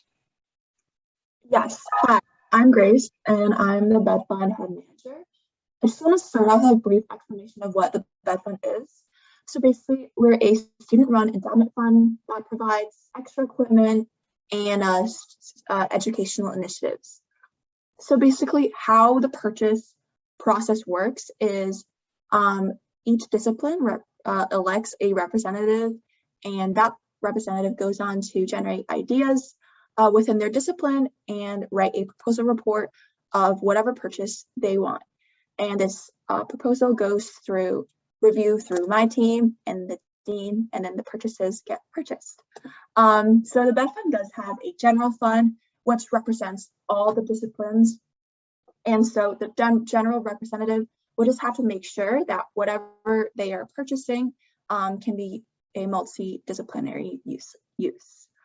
Time commitments, I was a representative last year, and I would say it's relatively low, but to expect a higher commitment during December and January, as that's when most of the proposal writing is.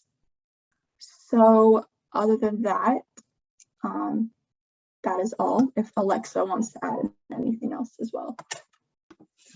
No, I think that's good. Basically, just looking for someone aside from the discipline-specific reps to kind of have a general rep that oversee all the disciplines and essentially student body as a whole.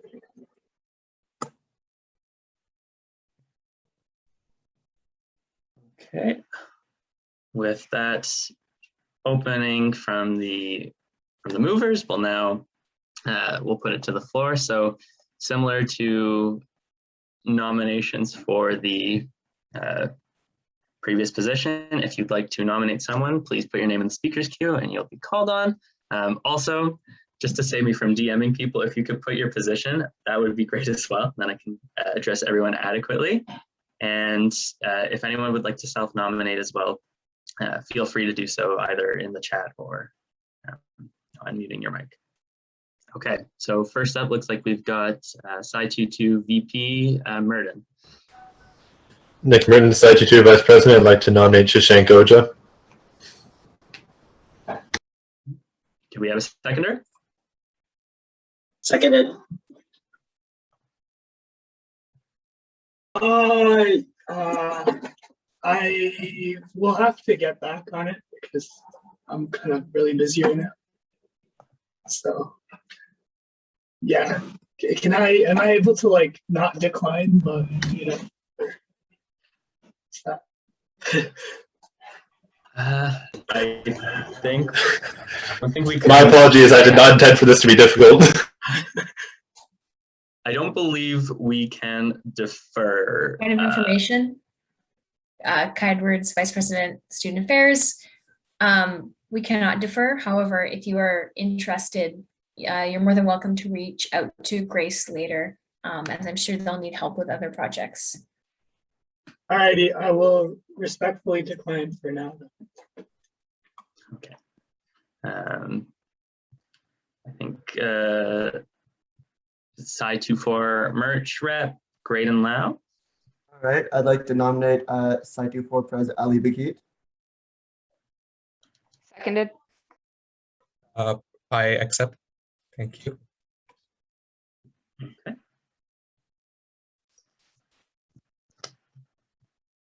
Anyone else? Speakers queue is empty. Feel free to self-nominate as well if you'd like.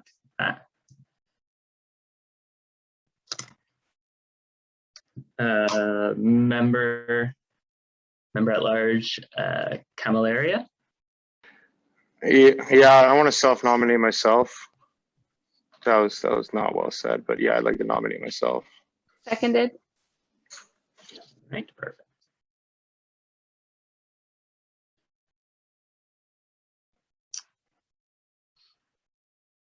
Right, looks like we're at the end of the speakers queue.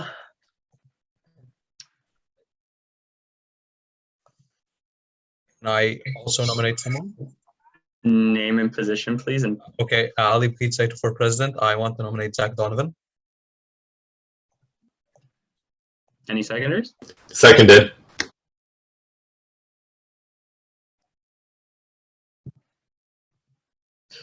Director Donovan. Hi, sorry, couldn't find the unmute button. Thanks for the nomination. However, I am unavailable to do that position. Donovan respectfully declines. Okay. Seeing no other names in the speakers queue and no other self-nominations, looks like we've got candidate Akit and candidate Camilleri. Did either of the movers have questions for the candidates? We could do it similar last time, so I'll put 20 seconds on the clock and we'll go in order of nomination. Grace Small, Bed Fund Head Manager, sounds good. So the first question I have is, why do you want to join the Bed Fund?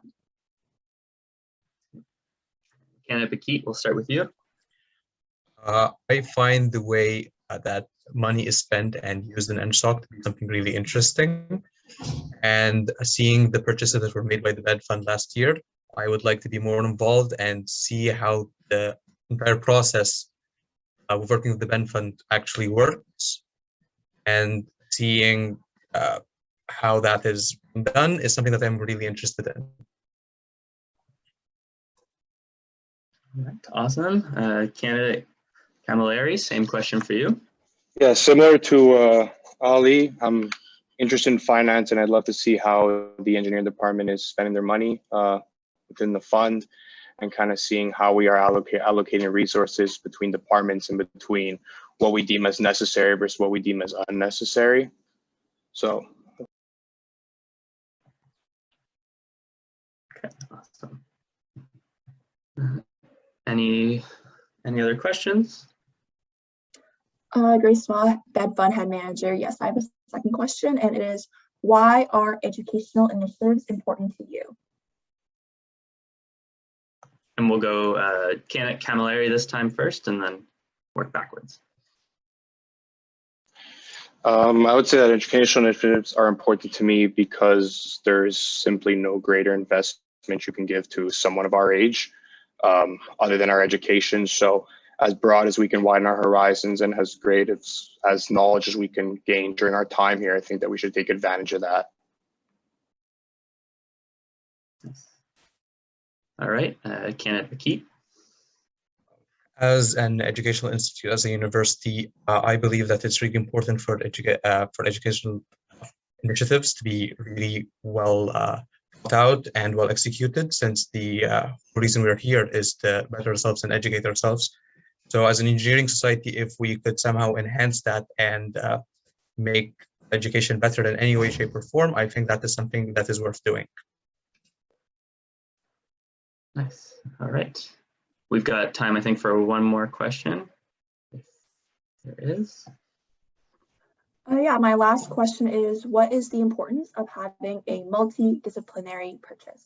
All right, candidates, you know the drill now, so we'll start with candidate Bakit.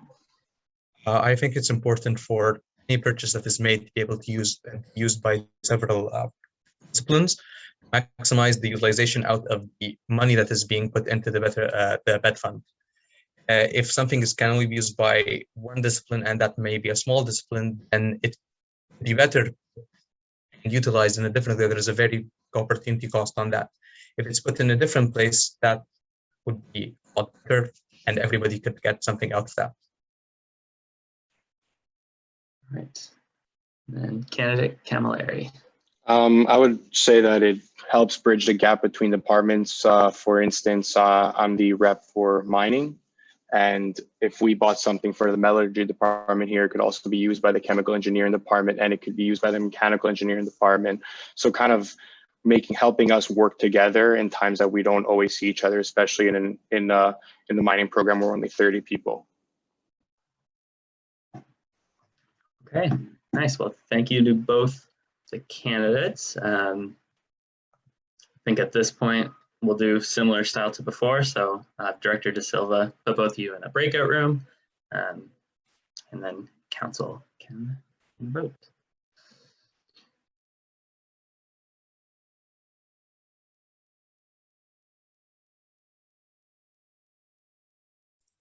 Point of information, Andrew De Silva, Director of Governance. Because this is a contested position, we'll have a vote between them, not a vote of confidence.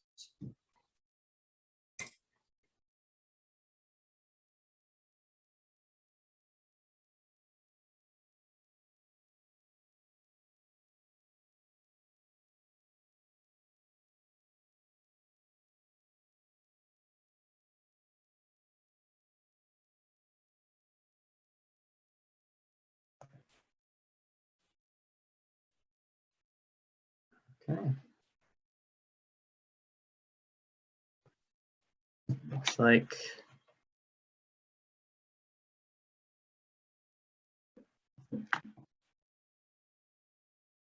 all right. Looks like that's it. So congratulate candidate Bakit.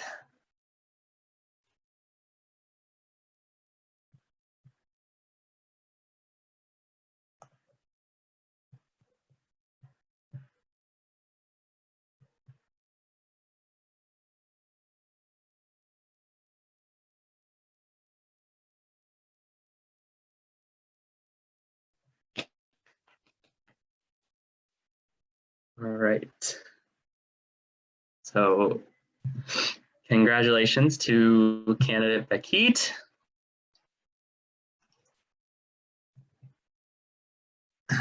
So,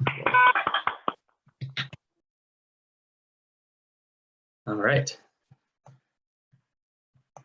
So whereas the bed fund has, oh, sorry, I think, are there any, no, yeah. Whereas the bed fund has a general fund and whereas this general fund needs a representative, be it resolved that council elect Ali Beckett as the general fund representative as seen in policy section A.4.7, moved by Grace Ma, seconded by Alexa Hadley. Is there a closing from either of the movers?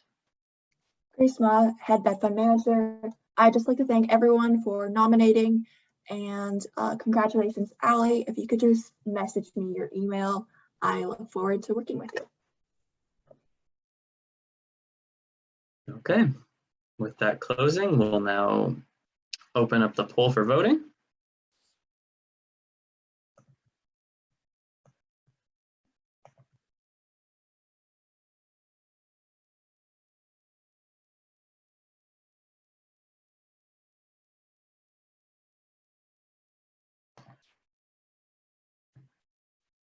Okay. Looks like the motion passes. Congratulations. All right. Couple more motions to go. Motion number 5. Whereas more artistic expression opportunities for engineering students would be fun and beneficial. And whereas EngArts wants to be a ratified club that provides these opportunities, be it resolved that council approve the ratification of EngArts as an engineering society club as per their constitution, seen in Appendix EngArts, policy change and bylaw change, moved by Jillian, let's get this party arted 1, seconded by Adam, Broadway is calling fell. Do we have an opening from either of the movers? General number 1, nothing much, just excited to get this club off the ground. And yeah, if you're interested, anybody's open to participate once we get stuff started. All right. Thank you, Member at Large 1. We'll open the floor to debate now. Starting with President Bizzle. Christina Bissell, President. Just want to notify everyone that since it is a bylaw change, it has to go through 2 councils. So you will see this motion again in 2 weeks for the bylaw portion, but the policy can't go through entirely today.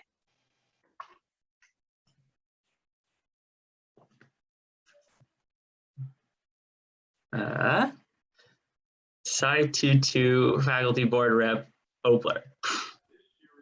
Thank you. John Opler, Slide 22 Faculty Board Rep. Sorry, I guess I could have asked this before, but I'm just wondering, like, at any meeting or at, at any event that's being hosted, is it going to be like whatever people want to do, or will it be organized, just in terms of managing expectations of people that are hoping to sign up? Will they know what they're getting into? They know that they're going to an acting session or an improv session, or will it be more like you show up and then we see what the vibe is?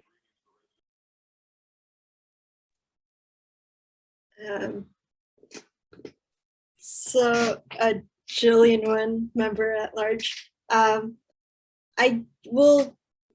think we'll kind of figure that out as we go. We can definitely have some kind of structure to let people know what we're planning. But also, I think some of the sessions might be just open to anything. So a mix of both, probably.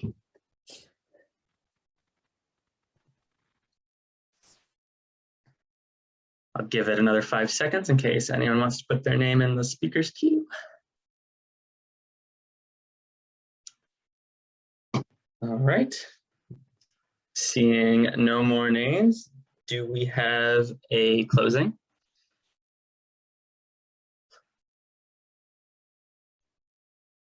No.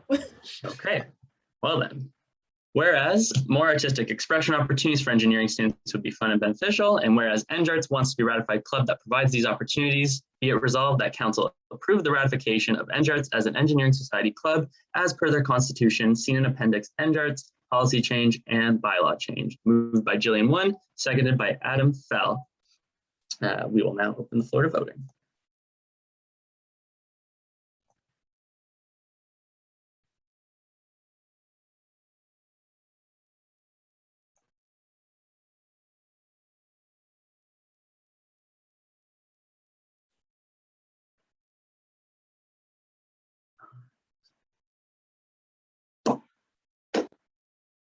I'm not great at math, but it looks like the motion passes.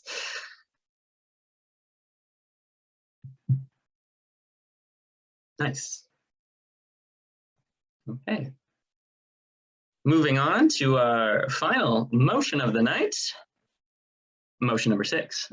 Whereas Re-Electric wants to make the future greener by converting gas cars to EVs, and whereas Kaya has approved their ratification forms and budget, be it resolved that Council approves the changes to policy section Kappa B.1.4 as seen in Appendix, upgrade my vehicle to ratify Re-Electric, moved by Mira, better than a Tesla Tioli, seconded by Kaya, and cheaper too, Niska Edwards. Do we have an opening?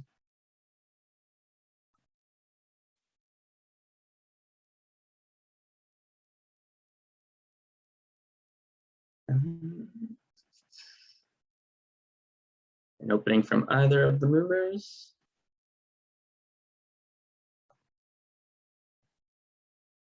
Okay. With seeing no opening then, we can put the motion to the floor for debate. So you all know the drill at this point. Put your name in the speaker's queue. I will call on you. Name and position. Sorry about that. Mira's Zoom cut out and my Wi-Fi is cutting in and out. No worries at all. Did you have an opening, member at large time?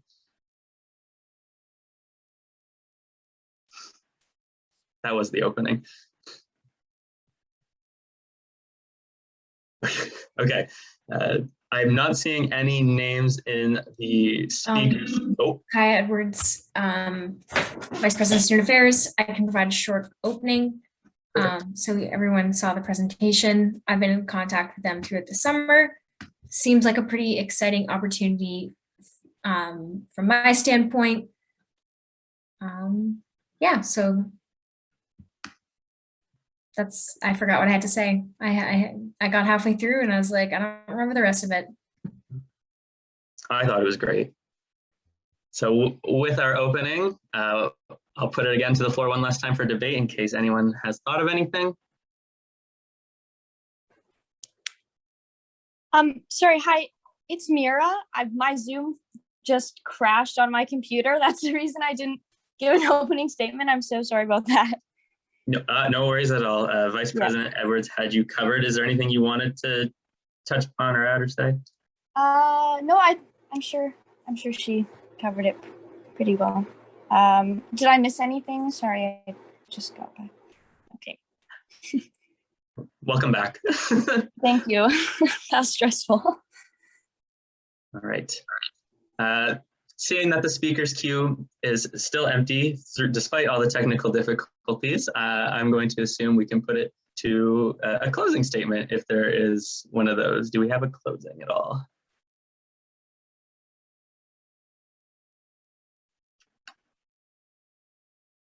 All right. If there is no closing, then we can get this show on the road. So, whereas Re-Electric wants to make the future greener by converting gas cars to EVs, and whereas Kaya has approved their ratification forms and budget, be it resolved that Council approves the changes to policy section Kappa.B.1.4 as seen in Appendix, upgrade my vehicle to ratify Re-Electric, moved by Mira Tioli, seconded by Kaya Niska Edwards. You may now vote.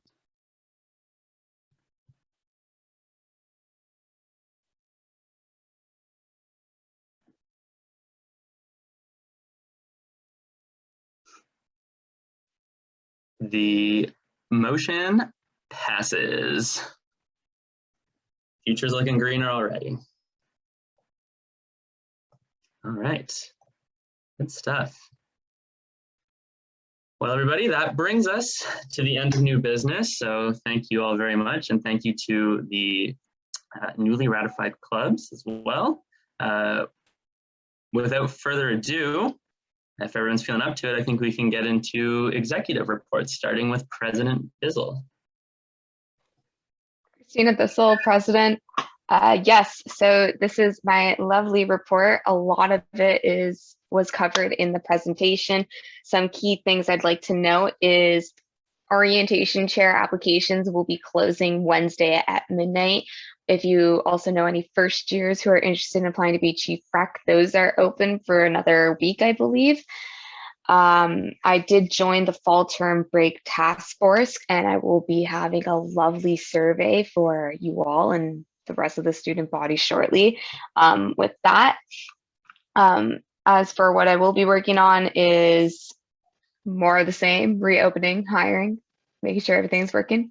And yes, that is all. Major shout out to FC for running an amazing week and for my team for getting things up and running. Thank you. All right, thank you, President Bizzle. Oops, I have done it a second time. Very nice, very relatable. Moving on to, looks like Vice President Operations. Frost. Point of order, privilege, sure. Christina Bissell, President. Ben could not make the report or it tonight for personal reasons. I would like to note that he will be given an accountability presentation at the next council and has been making sure everybody's getting paid, making sure we're doing everything legally, and making sure that we can reopen our lovely services, and has been working diligently with Delina, our Director of Services, who will be stating these things probably in her report shortly. So thank you. We love legal money and getting paid. Wonderful. All right. Up next then, we have Vice President Student Affairs, Kaya Niska Edwards. Hello, me again. Kaya Edwards, Vice President Student Affairs.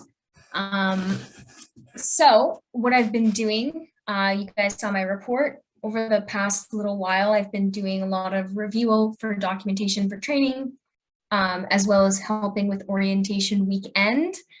Gotta say, some new respect for FC. That 4 a.m. wake up is rough. So getting NSOC and affiliated groups set up on our new hiring platform has been a large part of what I've been working on, as well as statics with my directors, meeting with the faculty, the dean, working on the accountability report, Chief Rec, and orientation chair applications. I got doubly vaccinated in June, which is very, very exciting. What I'm up to in the next few weeks will be Breezy, as well as I've given the Edi team training on how to use it, and I'll be doing more information sessions and creation of guides for affiliated groups. We are going to hire the orientation chair for a week 2-2, which makes me feel very old, as well as next council, you can expect strategic plan and budget, and later this month, the EDII accountability report. We're still working with FEAS to get access for teams to the design base. So that's an ongoing discussion with Simon Smith and the faculty. And I think my sign off is now tell the world, Daniel, of Pepto-Bismol to go. There's also a YouTube link. I don't know if anyone remembers that commercial, but it plays in the background of my mind constantly.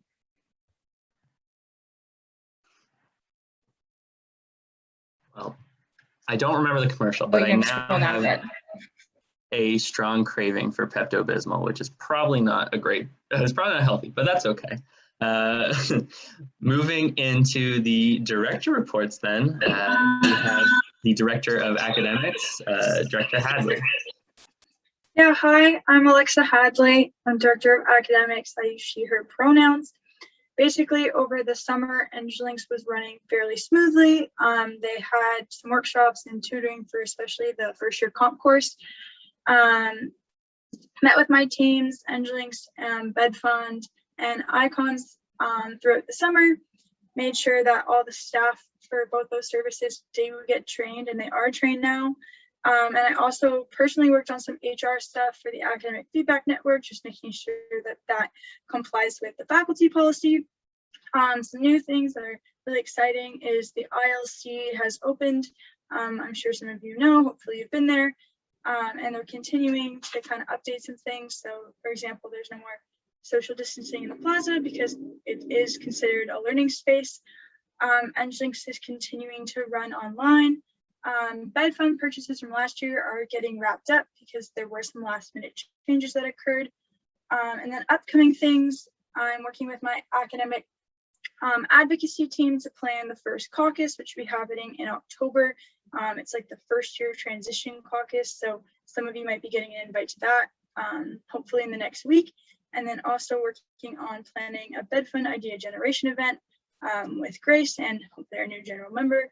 And yeah, that will most likely be online. And that's basically all for the summer and up till now. Awesome.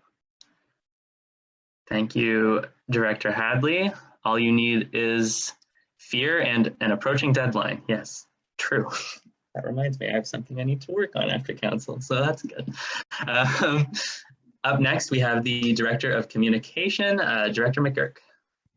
Hello, everyone. My name's Ella. I'm the Director of Communications. I use she, her pronouns. So we've been really busy the past 2 weeks, lots of hiring, lots of events. We did a week coverage this past weekend, which was really, really fun. My videography manager and I actually have Ethan making a little promo / highlights video that should be going out this week, hopefully. What else? Fulfilling hiring requests, as I mentioned. Been doing the all NGs each week. I started a Spotify section. It's kind of funny, people are actually liking it, so that brings me joy. Also a reminder to everyone, please don't use the last form. I finally found it and obliterated it, so there should be no more issues there. Did some headshots. I started the hiring process for my own team, so I'm super excited for that.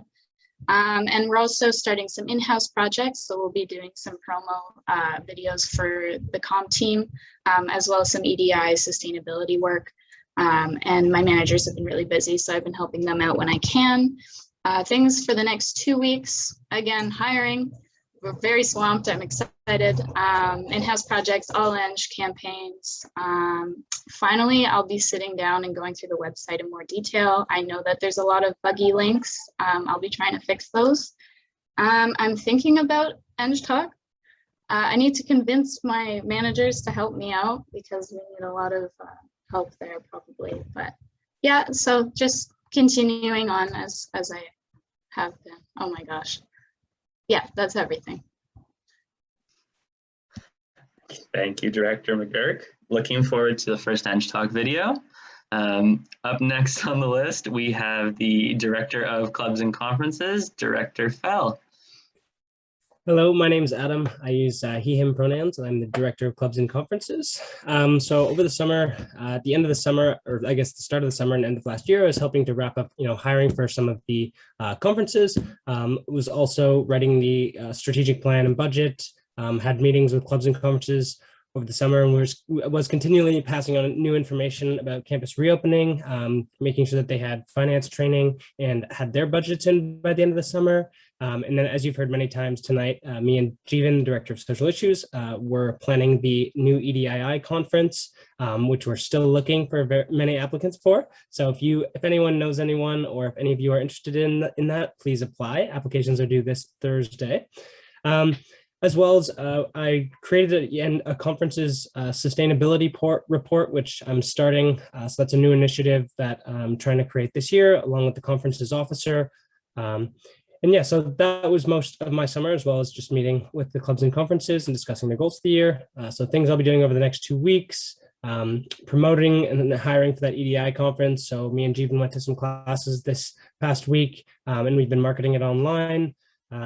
as well as starting that sustainability report. So this report is essentially going to outline what measures conferences take to be more sustainable, and then we'll also suggest improvements that they can make in future years to be more sustainable. And then also meeting with clubs and conferences to get updates on their planning process, actively working with them and passing on new information as it comes up about reopening.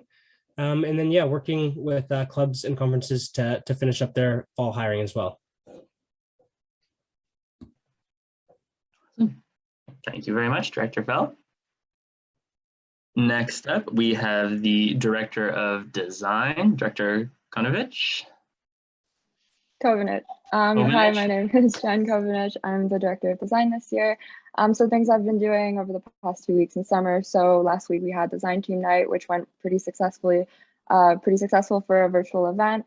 As well, I've been reviewing ratification forms and a lot of organizing files and emails from past years.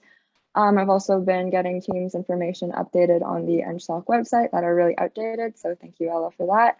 And I've also been meeting with teams and helped the Reelectric team with the ratification process. So congratulations to them.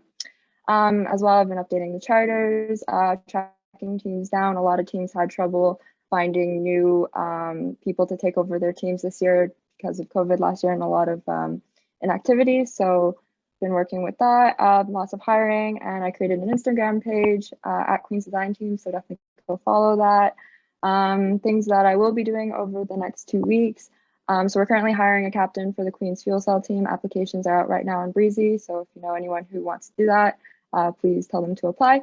As well, I've been helping QMass transition their new captains, and this is a newer thing, so QBMet as well found a new captain. So I've also been helping them transition. And I will continue to review ratification forms and probably stewardship agreements and safety plans. And many design teams are hiring general members right now, so definitely apply for that as well. Thank you, Director Kovenich. Up next on the list, we have the Director of Internal Processes, Director Ray. Evan Ray, Director of Internal Processes. I use he, him pronouns. So over the summer and the past 2 weeks, I have basically been learning the Microsoft Power Platform so I can do my role all year, organizing my portfolio SharePoint site, collecting documents into our NSHLC document locker SharePoint, so for all the services and things like that. And then just preparing projects for my team to work on and some preliminary poster sale planning. So in the next 2 weeks, I'm going to collect FOB information for the ED team. So hopefully we can get access to the lounge once it's approved, but we'll see where that goes. And then learning the key system and the security system myself from Ben, so I can take over sort of more of my role that he's been doing over the summer. Yeah, and then just develop and finalize some FIPCO tasks for when our FIPCOs are hired in the coming weeks. But yeah, that's all I have. Hope everyone's had a good start to the year. Nice. Thank you, Director Ray. So moving on, looks like there's no external relations report point. Christina. Point of privilege. Christina Bissell, President. Aiden cannot submit his report. He had to take some time off for health reasons. He's doing okay, no need to worry. And Terry Fox Run has been going smoothly.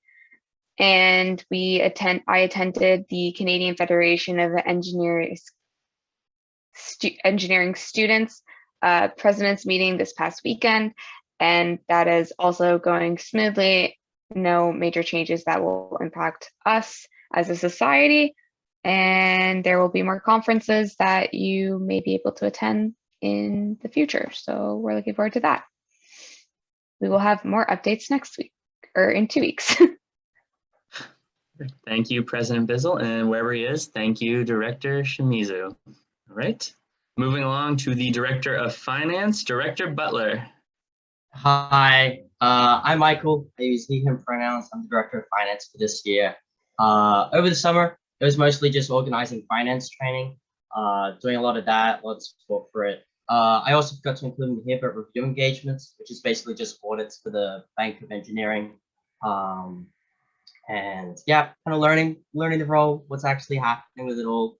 And then over the next 2 weeks, it's mainly working on like re-engineering kind of the finance processes for Bank of NSHLC. So kind of improving the back end for it.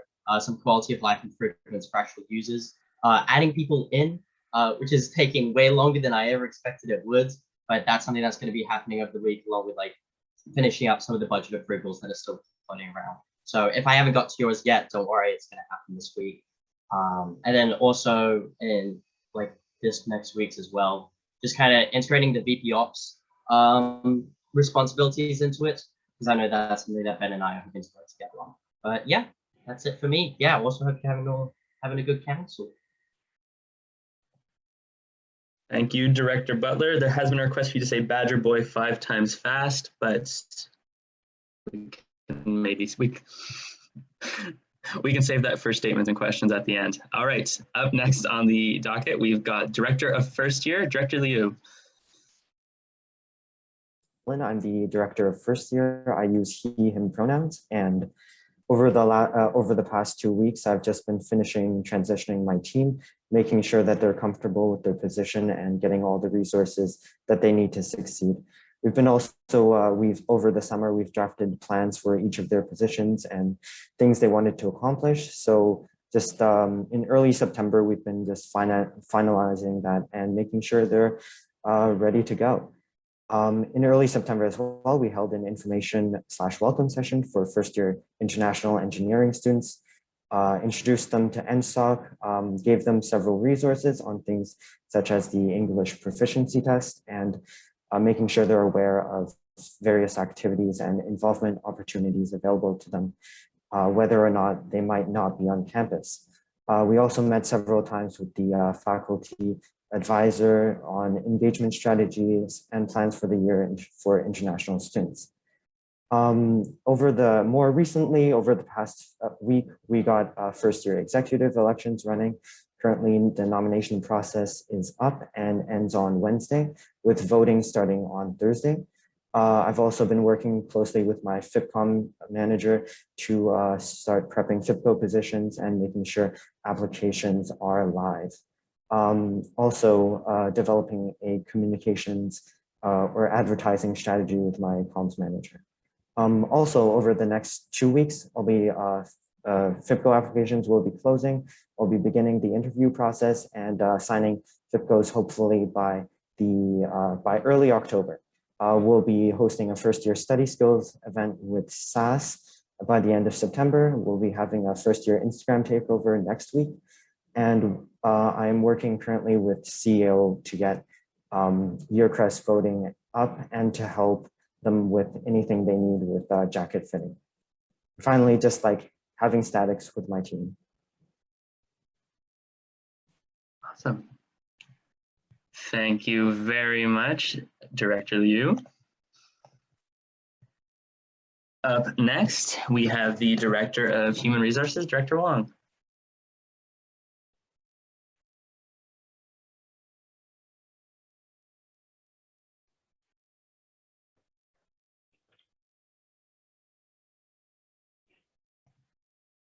Director Wong, if you're speaking right now, I don't know if it's just me, I can't quite hear. I can also not hear. Oh, it might be picking up the headphones as input. No? Technical difficulties.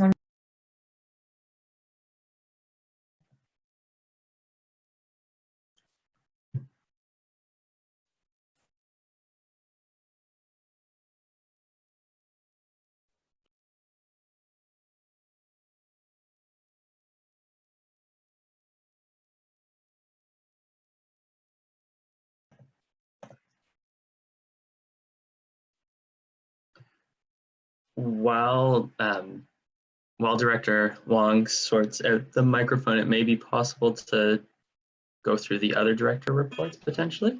Yes. Okay, perfect. Yeah. So we'll go on to the Director of Governance, Director De Silva.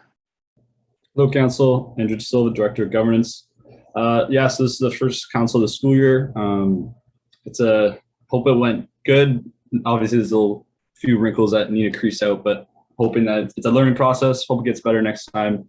So some things I've done the past 2 weeks in the summer. So a big thing was gathering the council list And this is an active thing that I'll be continuously updating throughout the year as more people request more people on the actual list. Met with the elections team, policy officers, and the secretary just to go over our plans for the year.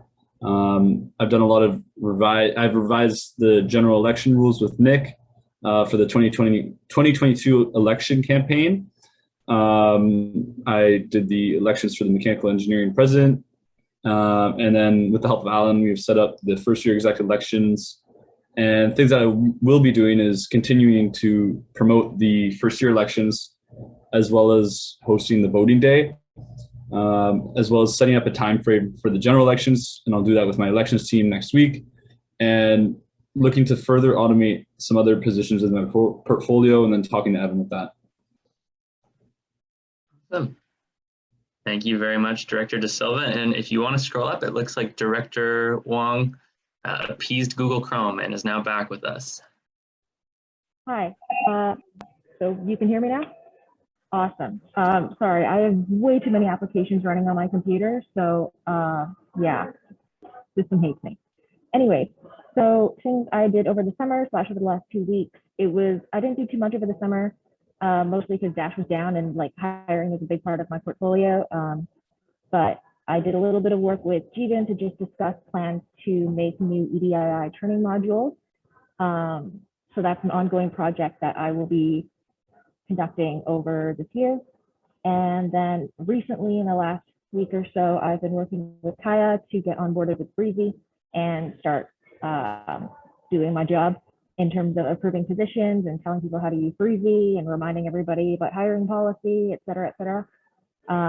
And so over the next couple of weeks, I plan on continuing that work with hiring as that first wave from the beginning of the year wraps up. And then I will work on making guide documents. So hiring 101 from like a guide for people who, from the minute you say, I want to hire to the minute you say you are hired. That guide will be coming at some point in this semester.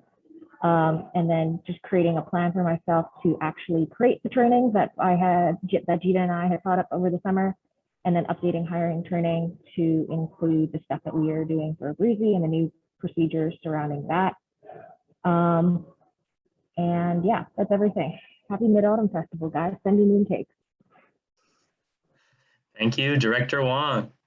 All right, next up, we've got the Director of Information Technology, IT, if you will, Director Donovan. There, Zach Donovan, Director of IT. Last few weeks, kind of over the summer, we've been kind of doing a major infrastructure overhaul. So kind of redoing all the back-end systems, if you will, of the engineering society, following just kind of best practices and getting all that going, which has been taking up the most of my time. We implemented a ticketing system, which you can find at nstock.queensu.ca/help. So if you need any kind of IT assistance with your team or club or whatever you need, that's how you would do that. Right now we're getting about, that says 10 tickets a week. Right now we're up to 20 tickets a week, but however we are roughly at 24 hours to resolved on that. The next kind of big thing is we're moving a lot of our subdomains off into a path. So for example, blah.nstock.queensu.ca becomes nstock.queensu.ca/blah. And the biggest thing that we got going on is we're moving our emails away from the AMS to our own Microsoft 365 tenancy. More details to follow.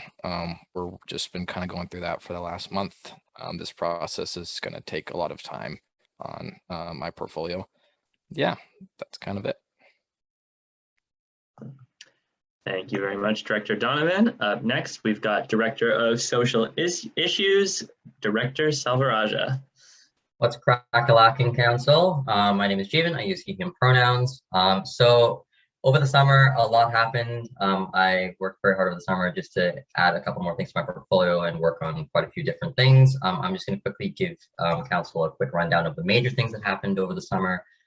So we can start off with my meetings with the Vice Provost of Teaching and Learning and Academics, along with faculty heads, Dean Eluzio and Associate Dean Contrapulu, and the ETLT team to talk about academic integration of EDII into university-wide and also faculty-wide academics.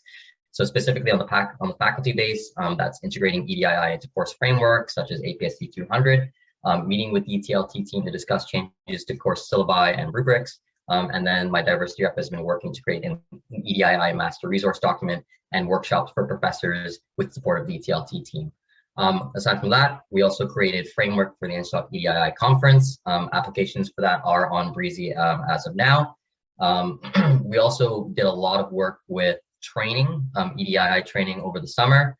So we created and updated the following training modules for the society. We created a new mental health training module.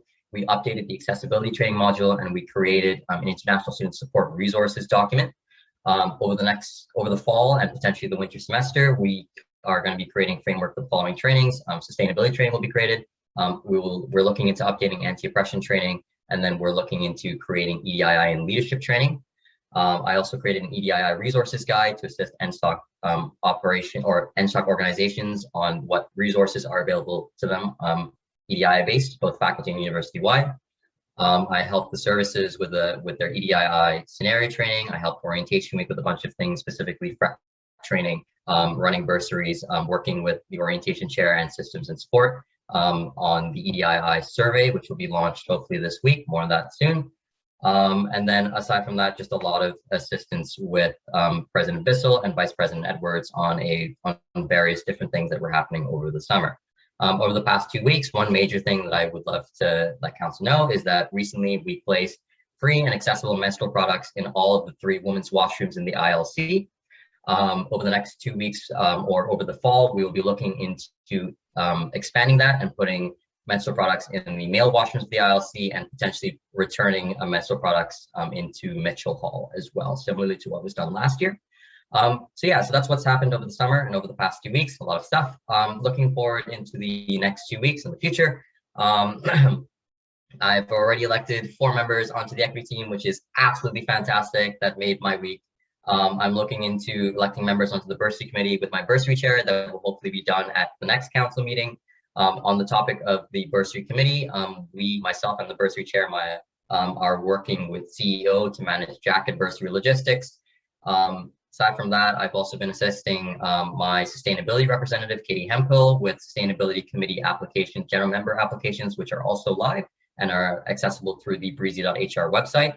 Again, I've been hiring co-chairs for the NSTOC EDII conference. Those applications close this Thursday at 11:59 p.m. There'll be a lot more meetings with my equity team, bursary chair, getting more projects started, all that fun stuff. And one fun thing that I will be doing when September ends is buying celebratory sushi when this busy month is finally over. But yeah, that is my update. Thank you.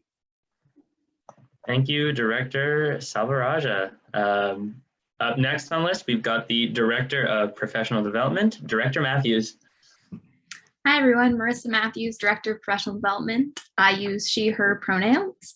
So over the summer, like a lot of the other directors, I was quite busy, loads of meetings with my team, getting them up to date, and also stacks with Christina. The main part of our meetings was working on deciding on our events for the year, so all of our workshops that we want to run, and also starting to plan out those events for timelines and budgeting purposes.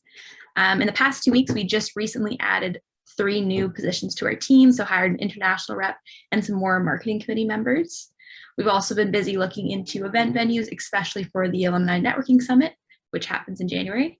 And we also had our first event this past week, which was a Rogers company information session. And then over the next 2 weeks, what I'm going to be doing is this Thursday, we have a grad school 101 workshop. So if anyone's thinking about doing a master's, you should definitely come out and hear about everything you should know from like applications and tuition, things like that. And then also I'll be preparing for all of our workshops coming up in October and for our alumni mentorship events happening. And then enjoy my nice PD related meme. Thank you. Yeah, as they say one does not simply get a job, nor do they walk into mortar. Anyway, last but not least, the Director of Services, Director Vo. Hi, so I'm Delina, Director of Services. I think it's kind of funny because me and Marissa did not plan that at all, but I am greeting you all hobbits tonight. To keep it brief, because my Wi-Fi is kind of being a bit janky, a lot of my summer has been reopening, as Christina mentioned. So I'm very proud of what my teams have been doing to get their services up and running, whether or not that was like virtual or hybrid or in person, which the meme is pretty small, but the Golden Words editors actually sent it to us on Slack because they couldn't get any key access to Clark at the time. So I thought that was very funny. That was made by yours truly, my editors. I guess a lot of the summer as well has been a lot of meetings. I'm very thankful for Zoom Premium. And we were reworking a lot of the staff trainings with HREO and with the Director of Social Issues, as well as the head managers. Upcoming things, Science Quest director hiring. I'm lucky to spend it with Jay, Ben, and Christina in like 1 or 2 weeks. Very excited for that, as well as boycotting co-grow and getting my daily dirty chai. So correct me if I'm wrong, Director of Finance, but I like to call it investing. And I'm looking forward to what's to come. Hopefully we can get Clark up and running. Thank you very much, Director Vo, and thank you to the whole ED team for all your hard work over the summer, and based on your next 2 weeks, all your continued hard work. We'll now go to the next item on the agenda, which is the question period. And so looking at the speaker's queue, it looks like Sci 22 Vice President Murden is first up.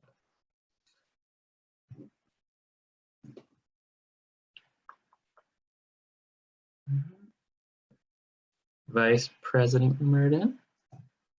My apologies, sorry. I just had one quick question for Director Kovnich, which is at last council it was mentioned that some space may be available to be shared by some design teams which don't currently have allocated space, partly as a result of the whole space allocation being delayed by a year.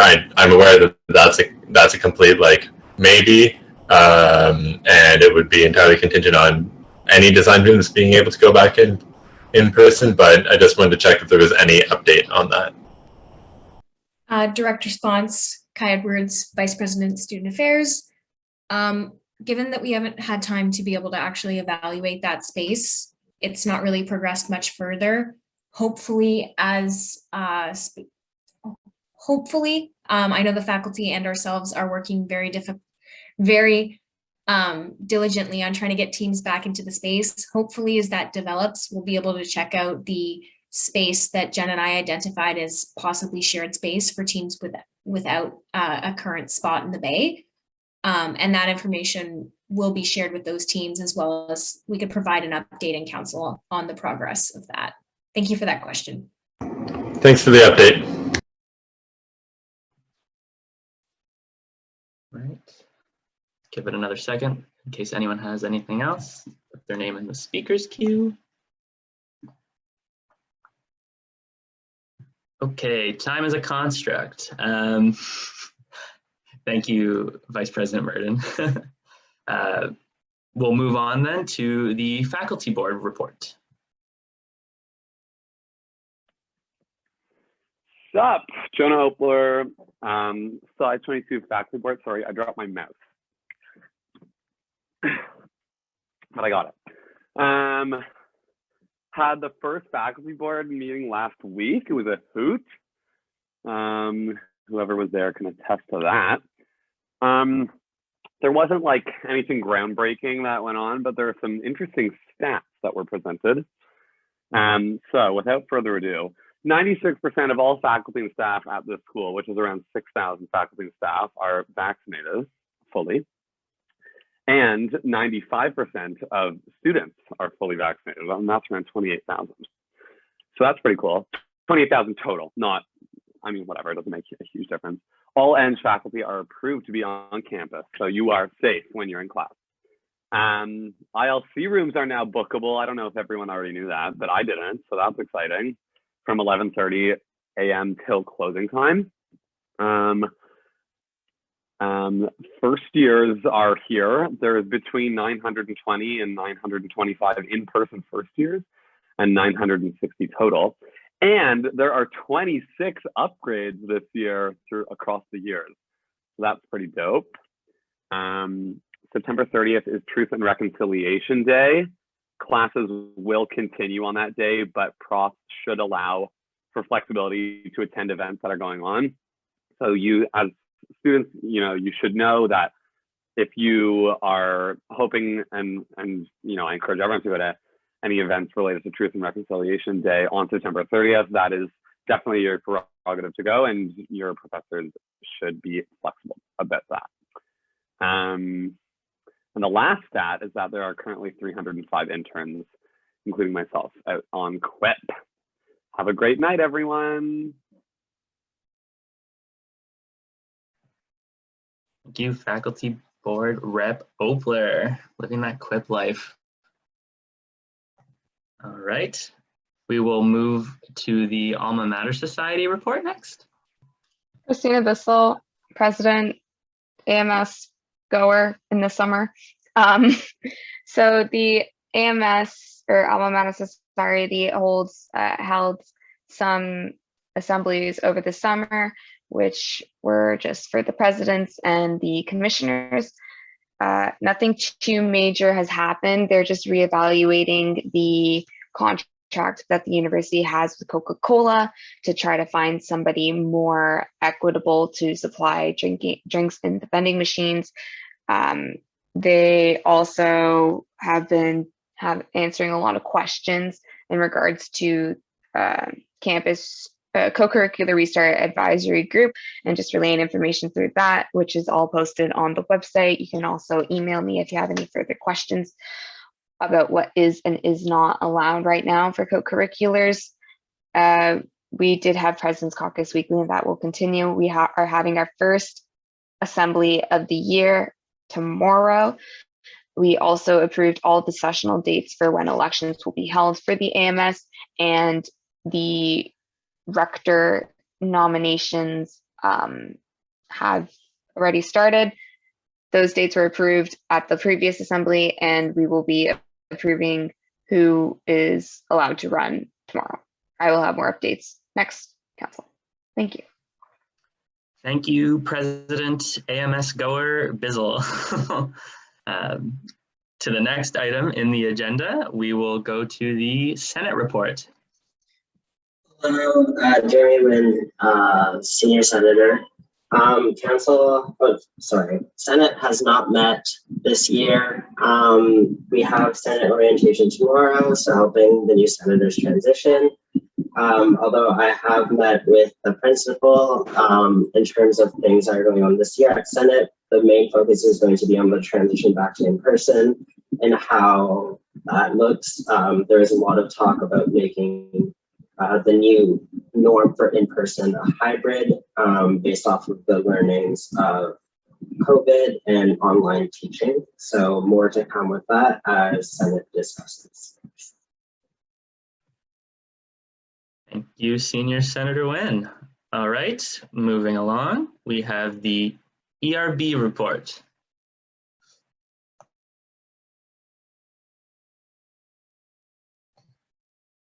Christina Bissell, Engineering Society President. I have reached out to the former ERB head. We are going to be looking into hiring the next ERB chair. Sounds wonderful. Thank you, President Bizzle. All right, how about the advisory board report? Julia Newcomb, Advisory Board Chair. For those of you who don't know, the advisory board oversees all the businesses and corporate initiatives that the Engineering Society runs. So that's everything from like CEO to orientation week. Over the summer, we had a few different meetings. We approved Science Quest's budget and strategic plan, so they ran over the summer. And we also approved a bunch of the budgets and strategic plans for the services who are running this year. Coming up, we are looking at helping with I am sitting in the dark, Julia Takamoto. We are working with DOSI and Orientation Week on the EDII survey, and we are, year-end reports from Orientation Week and Science Quest, and that's about it. Perfect. Thank you very much. All right. Well, as President Bizzle was kind enough to just put in the chat to me directly, I just realized, so I've outed myself. But yes, we are going into the club reports next. And so for those of you who are unfamiliar, who maybe forget, I'll say each club's name, and then it'll be followed by, a fun little quip. So for example, EngFizz will be followed by Nerds. Point of order, Christina Bissell, President. Everyone who is in EngFizz would say EngFizz, and then we would respond by calling them Nerds. Excellent point of order. And Nick, the speaker, will indicate to EngFizz when to begin their call. Thank you. And with that, the first club report will go to EngFizz. That's the cue. EngFizz. Nerds. Now you can give your update.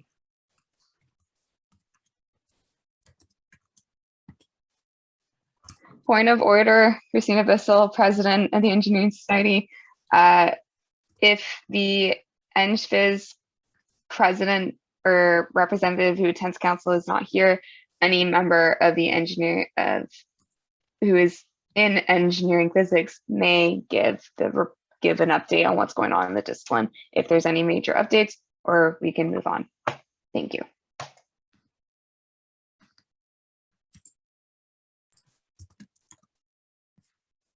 Okay.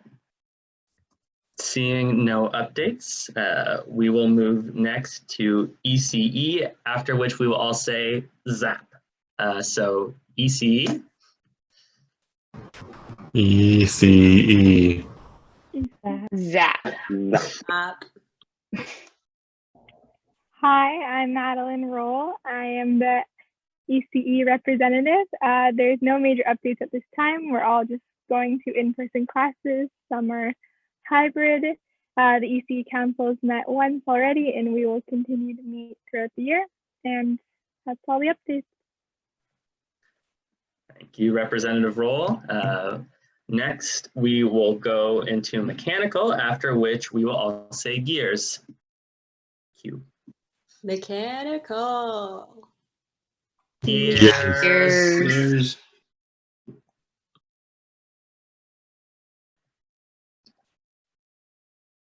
Any mechanical. I guess I can give a report. Julia Takamoto, Sci22 Pres. I am not a part of the Met Council, but I know that they have just elected their president and they are still looking to elect a council rep. So hopefully we'll have one next council. Fingers crossed. Nice. Thank you, President Takamoto. And then finally, we will go to mining, after which we will all say shafts. Q. Oh, mining. Mining. Yeah. There's no updates right now from the mining department. So nice and easy. Perfect. Okay. So next we will go into the year reports, starting with Sci chugga chugga chugga chugga chugga chugga chugga chugga chugga chugga 2 Hey Council, Julia Takamoto. Point of order, Christina Bissell, President of the Engineering Society. When Sci22 would say Sci22 in a similar manner, and then since they are fourth year, everybody can call old. And then when the following years give their report, the response is Frosh. I will still be calling Sci22 Frosh. From the top then? Okay. The first year report is coming from Sci chugga chugga chugga chugga chugga chugga chugga chugga chugga chugga chugga chugga 2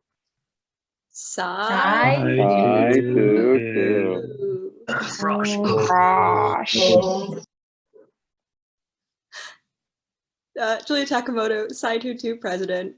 Thanks, Christina. I really needed that. I'm going to start off by saying I hope everyone has voted today. If you have not, you have another 50 minutes, go vote. I'm really happy to see my fellow year exec members sitting here in council today. We have not met yet, but we are going to meet for the first time tomorrow. We are all very disappointed that there was no council pizza today. Throwing it out there. We have some leftover merch from last year that we will hopefully sell and hopefully have somewhere in Kingston. They are these really awesome Sci22 face masks. You know you want one.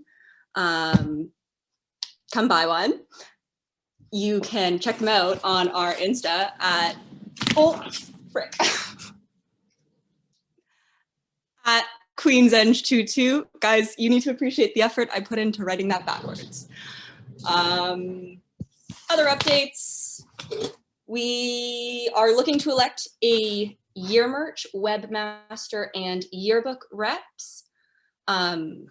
If you are in Sci21 or Sci22, you are eligible. So hopefully someone wants to do some of those things. We would like to have a yearbook. Also, council, I don't know how many of you even know what this thing is anymore, but I was cleaning out my room and I found this. It is the first year spoon. I have the tin. Amazing. Point of order, it's called a spittoon. Whenever we go back, hopefully we can pass some of these on, and whenever there's a first year exec to pass it on to. For reference, I did not have this in first year. I think that's everything. We're sad to be the oldest year here. Sad that it's our last year of council, but looking forward to a good year. Wonderful. Well, we'll have to spittoon in next time for your next update. Okay, it's getting late. Next, we will go to Sci. Nobody likes you when you're 23. After the whole Sci23. Noah Wyman, Sci23 president. Apologies for not having my camera on. My webcam is not currently functional.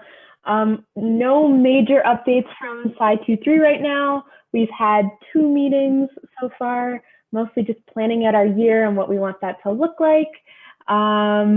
Thinking about some events and merch and all the stuff we'd like to do this year. So that's all from us. Hopefully a more exciting update at the next council meeting. Wonderful. Thank you, Sci23 President Wyman. And moving along to Sci24, Everfrosh. Sci24. So recently as a Ali Wahid Sci24 president, so recently as a year executive, we met in person for the first time, which is really great, and we're really happy that the year exec's here right now. We had some discussion on the events and merchandise we want to have this year. Other than that, not much has been going on. And what else? Oh, I would like everybody to follow the Sci24 Instagram page. We have some good content as opposed to other years. So yeah, that's it for now. All right.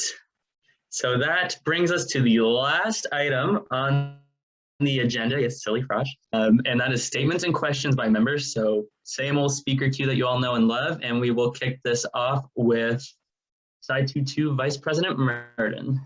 Hi, this will be very brief. Nick Merton, Sci22 Vice President, but I'm going to very briefly put on my other hat of ECE Club President and note that there is a new engineering discipline now this year, and that is Mechatronics and Robotics Engineering, which is being jointly run by the Department of Electrical Computer Engineering, my department, as well as the Mechanical Department.